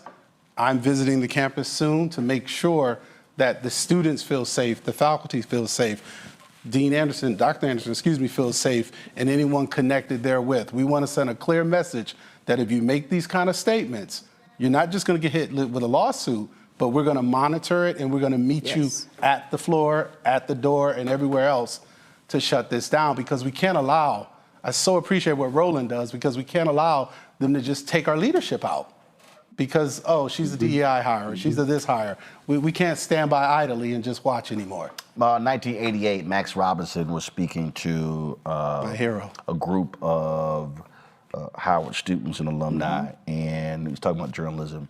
And one of the things he said was, never ever lose your integrity or your credibility because in the end, that's all you've got. And listen, folks can attack tone, they can attack, we don't like you doing this, doing that. But it's a whole different deal when someone literally is attacking the basis of one's professional career. And when a plagiarism charge is leveled against a university professor or a president regarding an academic piece of work or even in journalism, I mean, that's one of the most serious offenses. And so for you, you had to be just highly offended that, oh, you're coming at me for that? Oh, I was. And I was highly offended because I know that my academic work was completed with the highest level of integrity. It was reviewed rigorously by all of the academic standards, and I passed through that. And it is a rigorous process. So yes, I was highly offended. And point out, Roland, her chairperson called me and gave me an affidavit. And so when you say her chairperson? The person who oversaw her dissertation, got it. Yes. Dr. Mason, he called me and said, I want to talk to you because I've known her 40 plus years. I was the head of the committee that reviewed her dissertation for 2 to 3 weeks. And he basically said she passed every flag, every test. If anything, the committee would have caught something at the school where she got the PhD from. So I thought that said volumes because usually people stand silent on the sidelines when you go through this. Final comment. Final comment, I just want to thank all of those people, including my advisor, who have been supporting me through this, all of the faculty, the staff, the students, the community people, the legislators who have sent me messages. All of those have been very, very encouraging and have helped me get through this particular time. And together, we are going to continue to make the University of Maryland Eastern Shore soar above and beyond in everything we do and build and leave a legacy. All right, then. We're certainly appreciate you coming by and telling the story. So one more thing. So I have been to, well, go ahead. What are you going to say? Go ahead. I saw the wall out there. No, I've been to, well, you had that, but so I've been to the 107 HBCUs. I've been to, I think, 59 of them. You haven't been to UM yet. 2 in Maryland I've not been to. Maryland Eastern Shore and Coppin. And so people, your alumni have hit me before saying, I don't see you wearing our stuff because I have a rule. I only rep HBCU gear on the show that I've been to. Understood. And so we are going to make a change in that. We are maroon and gray all the way, and we will make sure that Roland will come back on the air. That's the Aggie colors. And have, that's not the Aggie colors, that's our colors. We're 1886. Oh, come on. September 13, 1886. What are we, like 1860, something like that? You bet. I got maroon in there. I got Claflin in there. Roland, we're going to make sure that we get you all hawked out, all right? Yes, because I know she probably walked in. She's like, I got all this HBCU stuff. She did. She did. You saw all this. She's like, hold up, I don't Roland, see. She's like, how I see all this stuff? I don't see my school. We're gonna make sure that we get you repped out, okay? All right, sounds great. And I can't believe when you were naming all those programs, know how much I love golf. You didn't say nothing about the PGA. Well, we have the only certified PGA program of any HBCU in the country. We have an outstanding hospitality tourism management that's a Professional program. Golfers Association. Yes. And we have a number of other programs. Our criminal justice program is one of the tops. Our students they are majoring in digital media. That should ring a bell here for you. So we have a number of programs. I could go on and just talk about just that. I can come down there and Scott Bolden's going to write you a $2 million check after this. School. No, Scott cheat. Thank you, Scott. Scott cheat. That took Scott and his firm. Scott, I can see it all over Scott's face. I had to pull it doesn't have to be 2. We'll take some. Roland, I had to pull his fingernails out to get $200. Well, let me say you know what? And I just gave you I just gave you a contribution, Roland, and When? you say that. I just gave you. What about overdone? What about overdone? I'm pulling it back now. When? Hold on. When did you give it? Dr. Anderson, I'm sending you a check. Thank you. And anybody else, who wants to send us checks. He running his mouth. Thank you. I am doing. He about to get shimmy. He about to shimmy on you. What you gotta do, Doc? He getting receipts. He getting receipts. You gotta do a check because I'm looking right now. I'm looking right now. Is he plagiarizing? Is he plagiarizing? Is he misrepresenting? Don't go there. Scott, you did not just give me anything. Okay. This is April 8th. This is April 8th at 11:37 a.m. So, Scott. It's on the screen. I just took a picture of the screen. Scott, sent it. Look. Scott, I got receipts. Them Kappas. Be them Kappas, Roland. Scott, I got receipts. And you wrote FYI. Now get off me. Madam President, I'm sending you a check. But Scott, we would take your check. Yes, We're happy to take your check. Right. Don't tell Morehouse. Don't tell Morehouse. But you guys send him some reminders, Doc. Look, send him some reminders. It would help our students. Every little bit helps. I agree, but you gotta stay on them. We need a Reed Smith. That's what I do. We will do That's what I do. We need a Scott We appreciate it. Keep us abreast of what happens. I look forward to coming to campus. Thank you so much. We look forward to having you. All right, and very soon. And then I'll bring my clubs too, because everybody know how I feel. You know I play. Baby, I got a putt green right there. Look. You don't understand. I ain't out. I play too. Okay, what's your handicap? It's just got intense. Let me there. step back. I just want to know what the handicap was. Step back. Mine's 6.6, so we can play. Let's go. Whoa, I'm not touching that. Let's go. I'm going to stay in the office. No, you got to get out there and hit them. I got to see what your game look like. I appreciate it. Thanks so much. Appreciate it. Thank you, Roland. Folks, quick break. We come back. Attorney Ben Crump. We're going to talk about the Sonya Massey trial taking place right now, where the white cop who shot and killed her took the stand today, saying he was in fear of his life. This is after his partner testified that he wasn't in fear. That's next. Roland Martin Unfiltered on the Black Star Network. Josh Cole became a pastor and delegate to serve his community.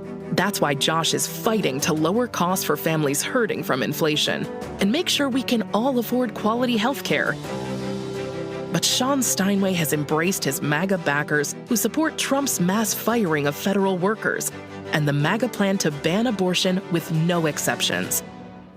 We deserve better than Sean Steinway. I'm Josh Cole, candidate for delegate, and I sponsored this ad.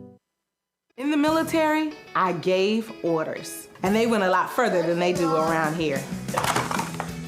If there's one thing I've learned as a mom and foster parent of more kids than I can count, investing in their future isn't a choice. In Richmond, I'll fight for Stafford's fair share for our schools. Smaller class sizes, better teacher pay, and more vocational training. I'm Stacey Carroll, and I'll fight to get our kids' future in order. Nicole Cole knows the cornerstone of a successful life starts here. Virginia Public Schools gave Nicole an excellent education. They helped her become a small business owner, family financial planner, mother, and community leader. Now, after 4 years on the Spotsylvania School Board, Nicole is running for delegate to meet the needs of all students. As our delegate, Nicole will fully fund our schools, raise teacher salaries, and help graduating students stay in our communities. Nicole Cole for delegate. For us, for our future. If in this country right now, you have people get up in the morning and the only thing they can think about is how many people they can hurt, and they got the power, that's the time for mourning. For better or worse, what makes America special, it's that legal system that's supposed to protect minorities from the tyranny of the majority. We are at a point of a moral emergency. We must raise a voice of outrage. We must raise a voice of compassion. And we must raise a voice of unity. We are not in a crisis of party versus party. We are in a crisis of civilization, a human rights crisis, and a crisis of democracy itself. And guess what? You've been chosen to make sure that those that would destroy, those that would hate, don't have the final say. and they don't ultimately win. This week on the other side of change. Book bans, anti-intellectualism, and Trump's continued war on wisdom. This is a coordinated backlash to progress. At the end of the day, conservatives realized that they couldn't win a debate on facts. They started using our language against us, right? Remember when we were all woke and the woke movement and all that kind of stuff? Now everything is anti-woke, right? When we were talking about including diversity, equity, inclusion, higher education, now it's anti-DEI. All this are efforts to suppress the truth because truth empowers people. You're watching The Other Side of Change only on the Black Star Network. Melanie Campbell, National Coalition on Black Civic Participation and Black Women's Roundtable. And we are watching Roland Martin Unfiltered all day, every day, 24/7. Spread the word.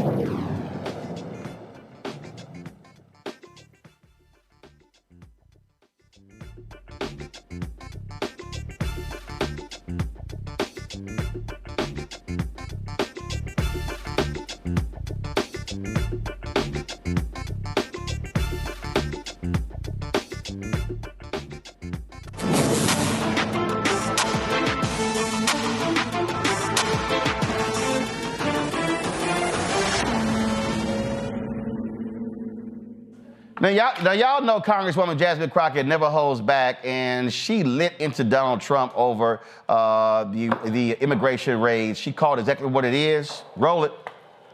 Representative Jasmine Crockett from Texas. Thank you so much, Madam Ranker, and thank you so much to our witnesses for being here today.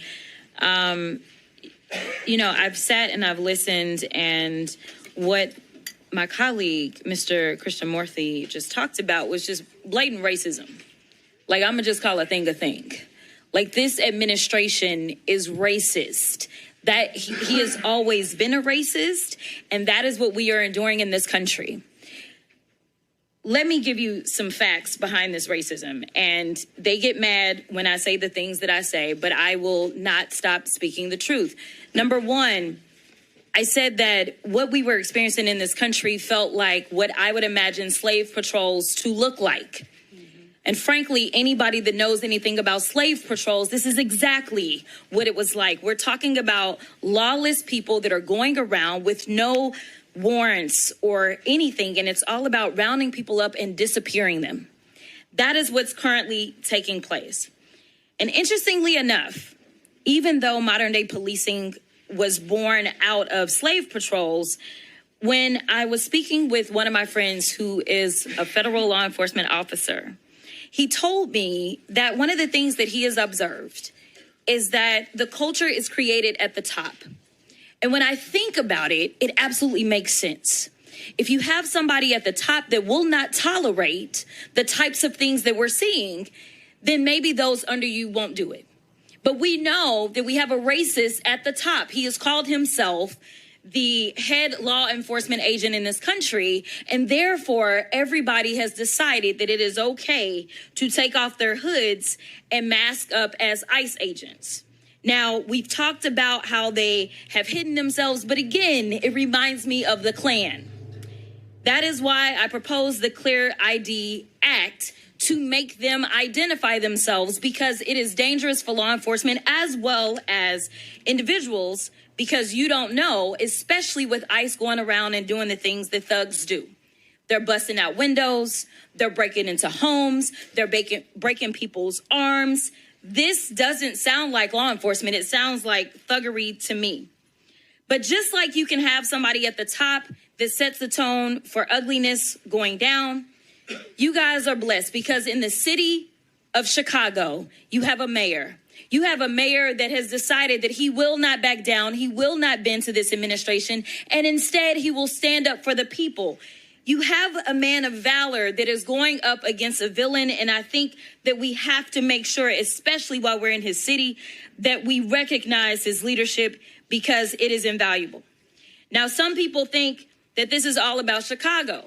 But I want people to understand that this cancer is infecting us everywhere. And if you don't think that it can come to your city, well, I've got news for you. You see, we've been talking about the cruel and unusual punishment that is in violation of the 8th Amendment that is being handed out. And honestly, it's a spit in the face of every American that we have an actual convicted felon that feels aggrieved to the extent that he feels like he's owed hundreds of millions of dollars when people are literally dying under our watch. Recently, I just sent a letter, it looks like on October 22nd, to Kristi Noem. And one of the things that I laid out is that we have seen the most detainee deaths in ICE custody in a single year in decades, with 20 deaths in the last 9 months compared to 24 deaths in the prior 4 years. Now, this week, we learned that an individual who went to the Dallas ICE field office for a routine visit, meaning that they were doing things the quote unquote right way, they were detained.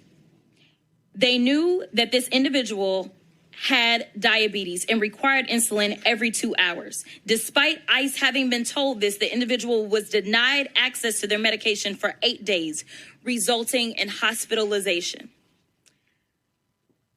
There are some that say that we are making America great.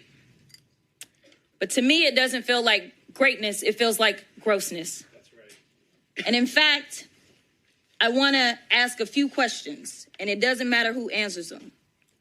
Is it great or gross to go into people's houses and drag them out in the middle of the night? Gross. Is it great or gross to make people afraid to do something as simple as go to school? Gross. Is it great or gross to make hard-working people say, I am too scared to show up to my job? Gross. Extremely gross. Thank you so much to each and every one of you for your courage.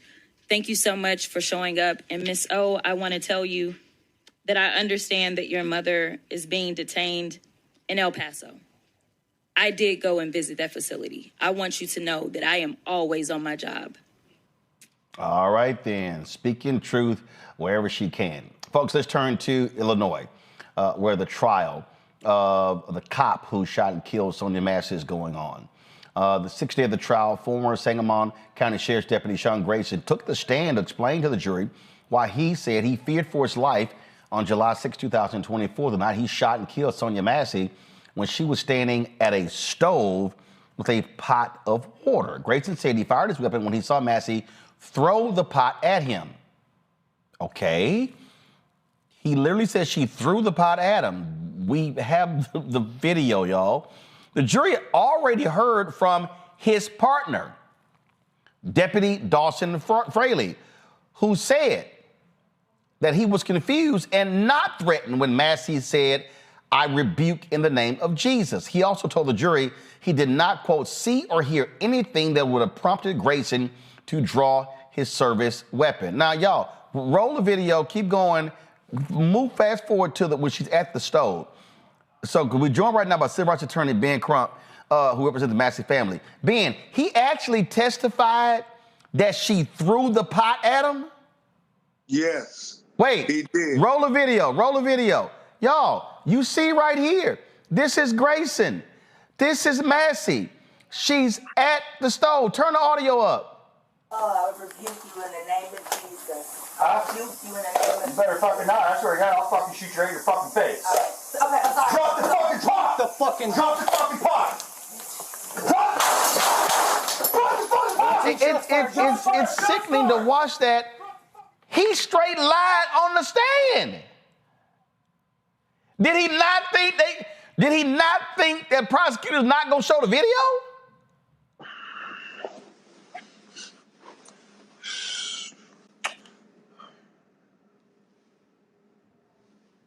Man, I don't, what the hell? That every time we can play that video, it's sickening to watch. That woman did not throw the pot. Yeah, Roland Martin, it is troubling every time I see that video, how unnecessary, how unjustifiable, and just how callous him shooting this unarmed black woman who did not commit a crime. She called them Roland Martin because she was having a mental health crisis. And so why is it far too often, and thank God for you, Roland Martin, for covering all these instances where black people with mental health issues end up dead at the hands of law enforcement, and then they try to all say, oh, I was in fear of my life. I mean, it's not right, and I pray tomorrow, since they're having closing arguments, that the jury that is comprised of 11 white people and 1 black man will hold this, I don't even want to call him a law enforcement officer, hold this coward accountable for murder of this black woman. I mean, his former officer, his former partner testified. The guy standing right next to him. So for you to sit here and claim, oh my God, because we all know, if you're a cop, the best way for you to get off is to go, oh, I fear for my life. But there's video here. We see the distance between, and he actually thinks that we gonna fall for the okie doke that she had a pot, you got a gun, and that pot, if it was actually thrown, was somehow going to take your life. A pot. You know, Roland, when you watch the video, it's very important that people analyze the video. When she says, I rebuke you in the name... Freeze it right here. Freeze it right here. Freeze the video. Yeah. Look at you got a big-ass counter with stuff on top of it separating her and him. Hey, you know, Roland Martin, you're so sharp when it comes to matters like this. Because notice, Roland, if he's in fear of his life, he steps around the counter, which is a barrier, and takes a step towards her before he does what he said he was going to do. Freeze it right here. Freeze. First of all, guys, don't advance. In her effing face. Now, here's what's crazy. Roll it back. Roll it back. Okay, I need y'all to understand. He pulls his gun out. All right? He pulls his gun out. Okay, roll it. Roll it. Stop right here. Now the gun's out. Now watch what happens. Roll it. Drop the fucking pot. Freeze it. Freeze it. Keep playing it. Freeze it. Freeze. That's right. So he comes. He pulls the gun out. She falls to the floor. No. Stay on the video. Roll it back. He pulls the gun out. She falls to the floor. He steps around the counter to get a clean shot at her. Because he doesn't have a clean shot. Freeze it right here. He doesn't have a clean shot right here. But he feared for his life. Yeah. Unbelievable. And Ben, this is the issue, and you've had to deal with some of these cases. These cops, they know when they talking to jurors, mostly white people, all they gotta say is, I fear for my life. And too many white jurors said, get a jail-free card. Yeah. And Roland, I don't take it for granted at all, even though his partner said, and I want to applaud his partner who said, I did not feel fear. I don't think she was threatening in any kind of way. He said, in fact, Roland Martin, he felt fear from Grayson in his actions. And so his partner testifies it out on the witness stand. With that being said, let's don't think it's a foregone conclusion that they're going to convict him, but we want to believe that they are going to not let him get off. The question is there going to be a holdout? Because we know these conservative MAGA people, they don't think there's anything that a police officer can do to be found guilty of killing a black person. And so I think that's going to be the fight. And this is, for folks who don't know, this is a state trial, not a federal trial, correct? It is. And we applaud Governor Pritzker.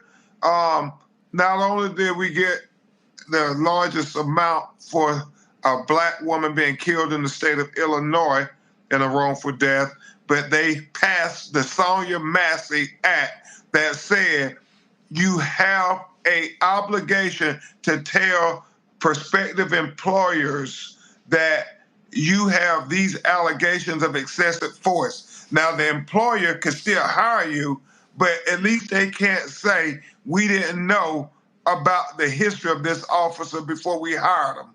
And so that's two. We got civil justice, we got legislative change, and the only thing that remains is, can we get a criminal conviction to make sure that the death of Sonya Massey, this innocent, beautiful black woman, will not go unaccounted for. Ben, while we also have you here, can you share any light, the Breonna Taylor case? I saw this today, where there's been a settlement with the neighbors of Breonna Taylor. We forget that the neighbors are impacted. This was a post, Mothers Against Police Brutality. Some bullets aimed at Breonna Taylor ripped through the wall into the apartment where her neighbors, including a pregnant woman and child, slept. The settlement can't undo the trauma or restore their sense of safety in their home. Real accountability for that night is still missing. So even though people thought that was over, that settlement was announced today. Yeah, and thank God people continue to fight. And thank you, Roland. After everybody forgets and moves on, people's lives are still impacted. And so I know the lawyers who were working on that case, thank God that they kept fighting. There was a major motion to dismiss that the judge denied. And I believe once that was denied, then the city said, we must do the right thing. And that was the same situation, Roland, that they had with Kenny Walker, Breonna's boyfriend, before they settled that. They want to see if a judge will give them a free pass card to kill a black person or to harass a black person. And if the judges don't do it, then they will normally try to resolve the case. But that's why elections matter so much, because many of these Trump federal judges now are dismissing the civil rights cases. And that was Chelsea Napper and Cody Etherton. It was their particular apartment. Ben, do you have any update on the Trey Reed case? We're waiting for the final autopsy reports to come back. And as soon as it does, Roland, you'll be one of the first people I call, as we often talk about these matters, even when you're not on air. We still are wanting to know for certain. And I think we owe that to Trey Reed to make sure we have all of the scientific, biological, and medical evidence concluded before we make a statement. All right, then. Well, we hate the fact that we've had to do way too many of these interviews, talking to way too many of these families. But unfortunately, as we know, mainstream media does not pay any attention to a lot of these cases unless it blows up. And I've had people tell me, Roland, you shouldn't show these videos. But I'm going to say this again for the people who say that. Y'all need to understand that the families who lost people, they actually appreciate that we cover these stories. So we don't want to have to show these videos, but if we don't keep it out there, then too many of these cases will never get any attention because of mainstream media's decision. And Ben, you know that too well. Don't I know it, brother? And that's why we love you, Roland, and that's why we need the Black Star Network, brother, now more than ever. I appreciate it. Thank you so much, Ben. Thanks a lot. Yes, sir. God bless. Scott, I'm gonna go to you, lawyer. I mean, you gotta think you a damn good liar to go on the stand and say Sonya Massey threw the pot at me when in the video it does not happen. Yeah, and the real and the partner who drew their gun too, you could tell his partner drew his gun, but she was out of the picture, and she drew her gun because she didn't really know why he drew his gun. But she didn't want to get caught without her gun being drawn like something had happened. Right, so his reaction was really to him like, what the hell, you got your gun? Was okay, what we doing? Exactly. And so, as a former homicide prosecutor from New York City, when you're in those situations, and I've been in them a couple times, not in the home, but outside where they've drawn their guns because they're trying to make an arrest. If one pulls their gun, the other ones will too. But in this case, man, she ducks down, Roland, because he pulled his gun. And then he says, put the pot down. She puts the pop up near her face like, this pot right here? Now the other thing that's missing from the video that you know I'm a big advocate for this is mental health services in our police departments like Detroit has, where if you get a mental health call, there's a mental health trained police officer that goes to the scene with the frontline police officers. It's one of the few programs in the country. There may be more, but I know about the Detroit one because I've been reading about it and stuff that could have avoided this. But if you had let me ask Ben a question, I'll ask you this question. It's easy to say that these are racist white cops. Got it, right? But are you ever amazed, when I break down these videos over the last 8 years with you, I'm amazed at the level of incompetence of people we give guns and badges to. Like, does incompetence come before the racism, or incompetence comes with the racism? Because they're both racist and incompetent. And people are losing their lives because of both. It just makes no sense whatsoever. Maybe it's both. What do you think? No, it's very simple. There are thugs with badges and guns. There are cops. There are cops, white and some black, who have no business being on a police force. And this guy having a gun or a badge. This guy had issues at his previous one. And listen, the cop who killed Tamir Rice got a job at another law enforcement agency. These folks, this is why there should be a federal database. These folks should never, ever be allowed to have a gun and a badge again. On the Congo, as simple as that, because they are going to continue this nonsense again and again.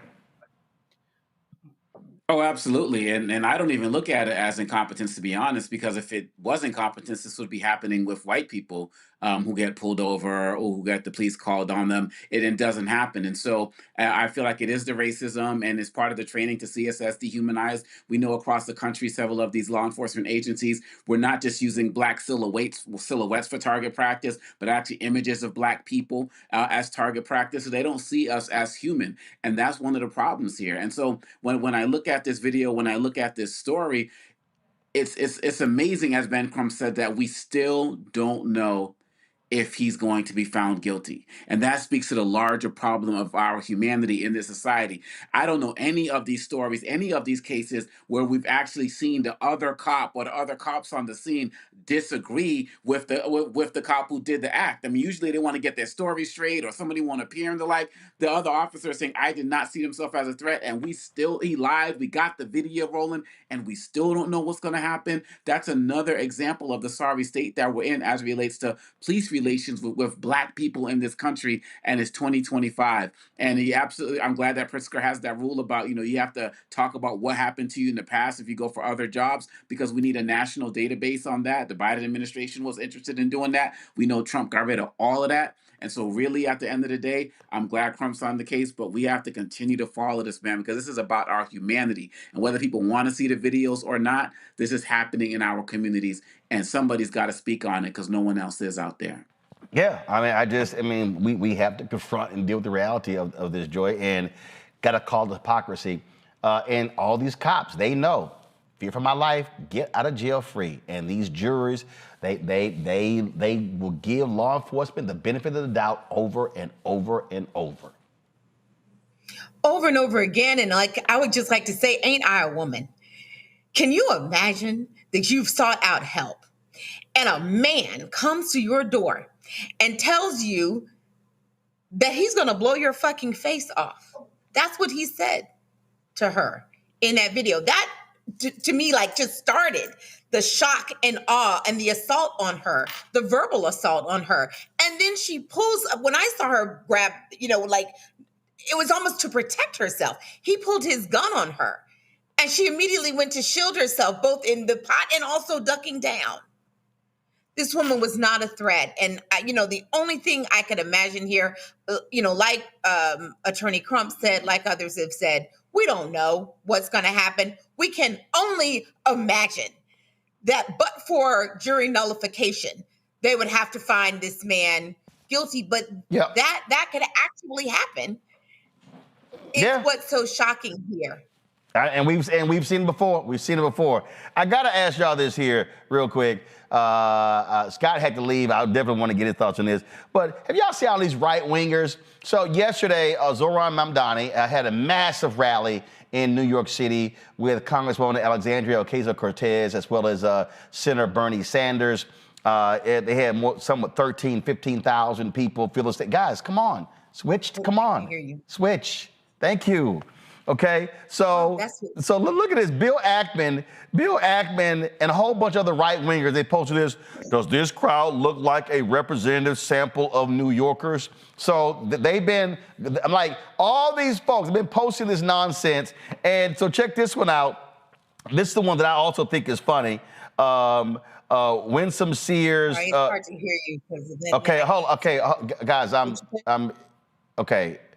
Joy, can you hear us? Oh, yes, I can. I'm sorry. All right, so you were talking, so I thought you couldn't hear us. All right. So, all right, y'all, so watch this here. So then the same right-wingers have been mad because Obama is coming to Virginia to campaign with Abigail Spanberger is running for governor, and they've been posting, first of all, this little silly Negro. Obama lectured black men on the exact qualities they should demand in a leader to vote for Kamala. Yet Winsome Sears is practically the walking embodiment of every single one. No, that's a lie. Because when you look at her policies, fool, that's what Obama was talking about. But I've seen so many of these people post, and I just find it to be laughable that Congo, all of a sudden, the right-wingers want DEI. Now they're like, well, look at the crowd. That doesn't look like New York. And then these right-wingers have been going crazy. Where I think even Bill O'Reilly, where were the black people at the No Kings? Oh, so now all of a sudden y'all want black folks to show up? It is amazing to me how they hate DEI. You shouldn't be bringing up race. It's all merit. It's a colorless society. But now y'all want to trash, why is the NAACP? Because Spanberger spoke to the NAACP. Did Winsome Sears go? No. It's like the NAACP is endorsing Spanberger. No, they're not. So they all, here's a perfect example. Hold on, let's see here.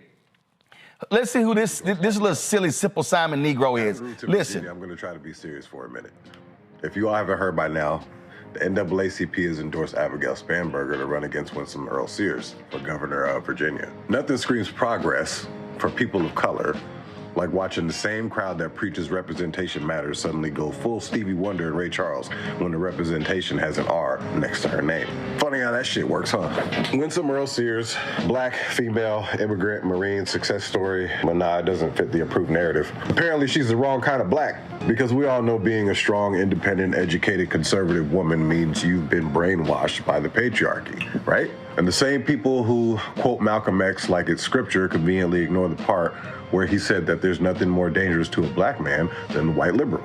But they're out here acting like Spanberger is the second coming of MLK just because she checks the right political box. I guess diversity only counts when it votes blue. And representation only matters when it agrees with your Twitter feed. The same people screaming black women deserve a seat at the table are suddenly flipping the fucking table. All right, so I don't really listen to that stupid-ass idiot because, first of all, he's a liar, okay? Abigail Spanberger spoke at the Virginia NAACP convention. She was not endorsed, you dumbass. And all these right-wingers, they're running their mouths. And then it's kind of like, well, why they not supporting Winsome Sears? How about they disagree with her agenda? Uh-oh. Yeah. See, I love these idiots who now all of a sudden, so this dumbass right here, show his face again, this simple Simon-ass Negro, okay, I call the help, as well as all these little white MAGA people. I understand why NWP, why y'all not endorsing Winsome Sears. How about because her agenda screws black people? Yeah, yeah. How about that? Yeah. It really sucks that he also looks like Method Man. Because something else. No, he don't look like Method Man. Method Man. I know Method Man. He looked like a broke ass. Wish he could be Method Man, but go ahead. Yeah, and I broke out laughing when you put out that first tweet by Toffer or whoever about Winsome Sears. I mean, these guys are so hilarious, and they're weak. It just shows how weak they are because they can't take any critiques that are thrown at them. Whenever somebody says something like Trump's a dictator, they'll have all of these segments. Oh my gosh, how can you say that? You're responsible for all the political violence. This is what the left does, and so on and so forth. And now you see that a black female candidate is not being endorsed by Democrats and black people in general, and now you want to talk about there should be DEI. Then you want to talk about Zohran Mamdani's rally, but you don't want to talk about any of your Trump rallies that never look like all of America. You don't want to talk about Trump's cabinet that doesn't look like America, and the man's not even in America right now. Where's his ringing endorsement for her? You know, he could put out some statements and things, but the Republican Party hasn't even seriously gotten behind her. So what are they talking about? The responses are hilarious, but it's really striking in how it just highlights their hypocrisy at every single level. So I'm really glad you showed these videos, man, because I know it's sad, but I kind of needed a laugh tonight to end it. But Jordan, they act like black folks can't read. We know what her crazy ass has said. They're not supporting her agenda.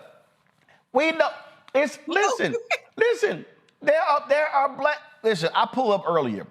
That was a white guy named George Voinovich, who was a white Republican. George Voinovich got a significant number of black votes when he ran for the mayor of Cleveland. Do you know why? He met with black people. He talked with black people. The items that black people cared about was part of his agenda.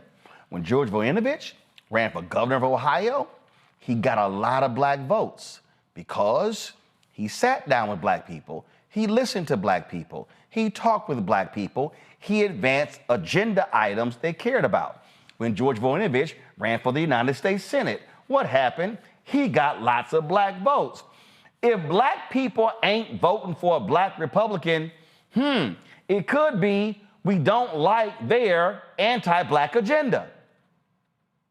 Correct. And I'm willing to bet the Virginia State NAACP invited Winsome Sears, and she chose not to come. She's deciding that she doesn't care about these voters. Her real problem, though, is not just black people. Her real problem is that it's all of the federal workers who are in Virginia who she said she doesn't really care about what Donald Trump is doing to them. Matter of fact, she said it was sort of an insignificant issue.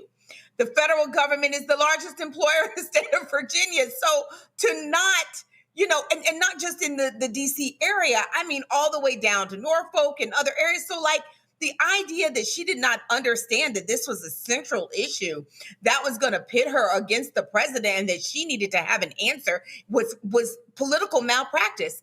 Moreover, where are the Republicans?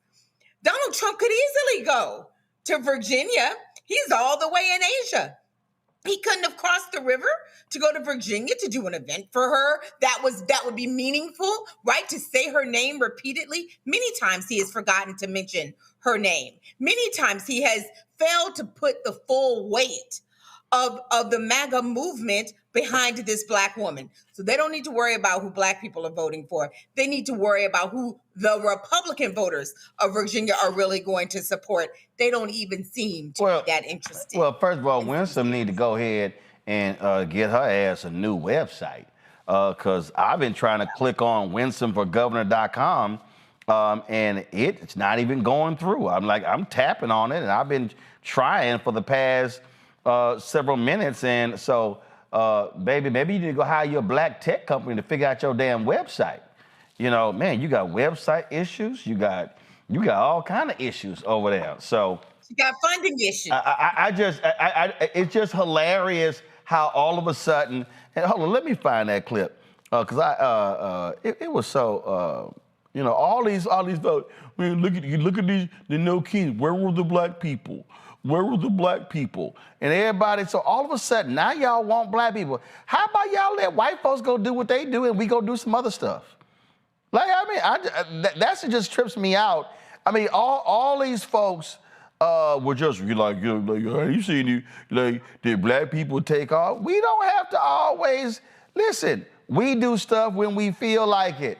But man, these folks were sitting here and again, I just love these people who always got something to say that's anti-DEI, but then all of a sudden, y'all want to ask, where are the black people? Whatever. We had other stuff to do. You had HBCU homecomings, we had conferences, and you know what, some of us went and played golf. So it's like, man, go do what y'all do. But stop sitting here, always, again, when y'all want to criticize, then y'all want to sit here and ask where the black people, but then y'all want to hate DEI. We know damn well the GOP is all about DEI. Hell, they all excited because Barry Wise was named editor-in-chief at CBS Evening News, at CBS, a woman who ain't never worked in TV. Oh, so y'all don't mind an unqualified white woman taking a job who ain't never worked in the business, but y'all don't say nothing about that, huh? That's right. Ain't that something? It's amazing how like DEI. It's amazing how they love trying to trash DEI, talking about didn't earn it, but when y'all silly asses are promoting folks, then you don't want to say anything. So I don't really care what y'all got to say. I don't really care what y'all got to say. I really don't. I don't give a damn. But tell you what you're gonna do. I hope y'all see a whole bunch of black people go to the polls in Virginia and not vote for Winsome Sears. And I hope that absolutely happens. And here's the other deal: if Winsome Sears want to talk to black people, she can come on this show. Oh, I'm sorry, we've never heard from her campaign. Please let me be on. Please let me be on that. We've never heard from her campaign. I'm just, matter of fact, Carol, just go ahead and call Winsome campaign. Let's see if they want to come talk to the black. I'm sorry, I'm gonna use their phrase. See if they want to come talk to the blacks. Y'all, come on. Y'all, come on. Come talk to the blacks. That's Donald Trump. I'm gonna go see the blacks. Like that's the movie. Say, I am speaking. Like that's the movie Meet the Blacks. Come on, Winsome, come meet the blacks. Winsome Sears. That's right. Come on over here, Winsome, and meet the blacks. Please, by all means, come and meet the blacks. All right, y'all, that's it for us. I'm going to be... Roland, I think you got your new tagline for a shirt.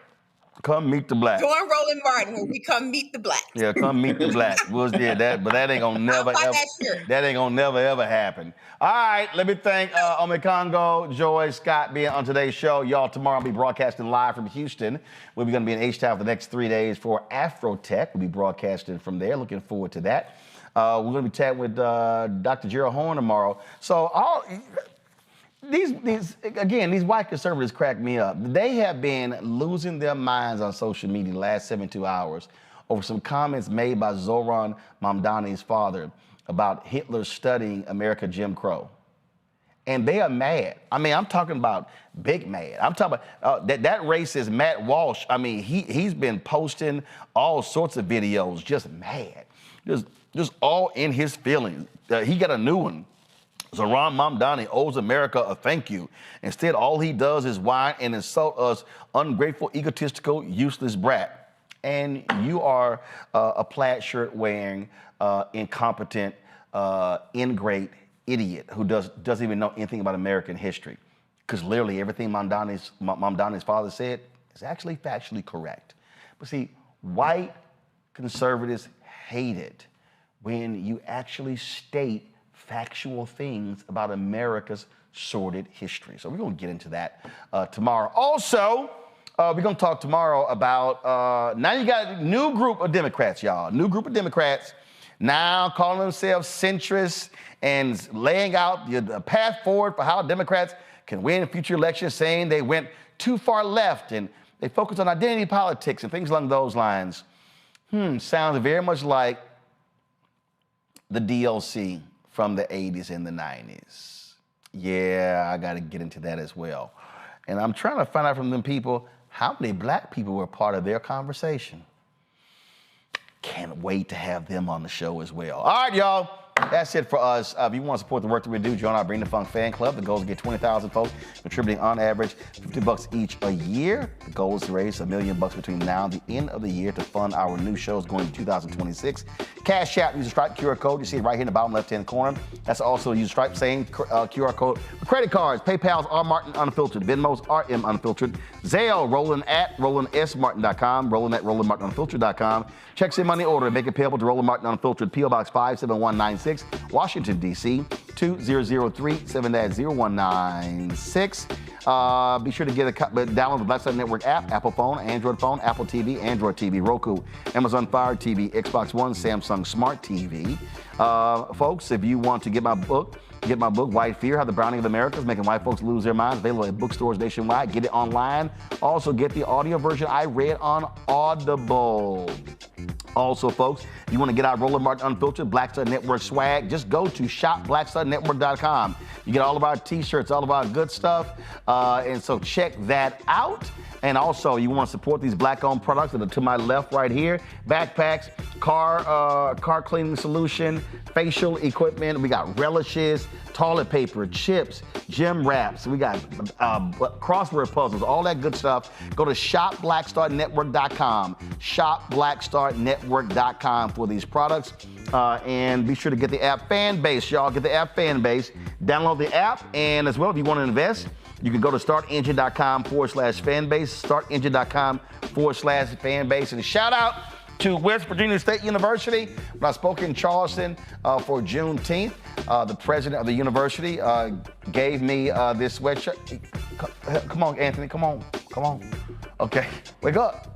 The president of the university gave me some gear, so I'm rocking this black and gold. See, they got smart colors, so they're the yellow jackets. So shout out to West Virginia State University, and look forward to being on campus soon. All right, again, I'll see y'all tomorrow from Houston, H-Town, my hometown, right here.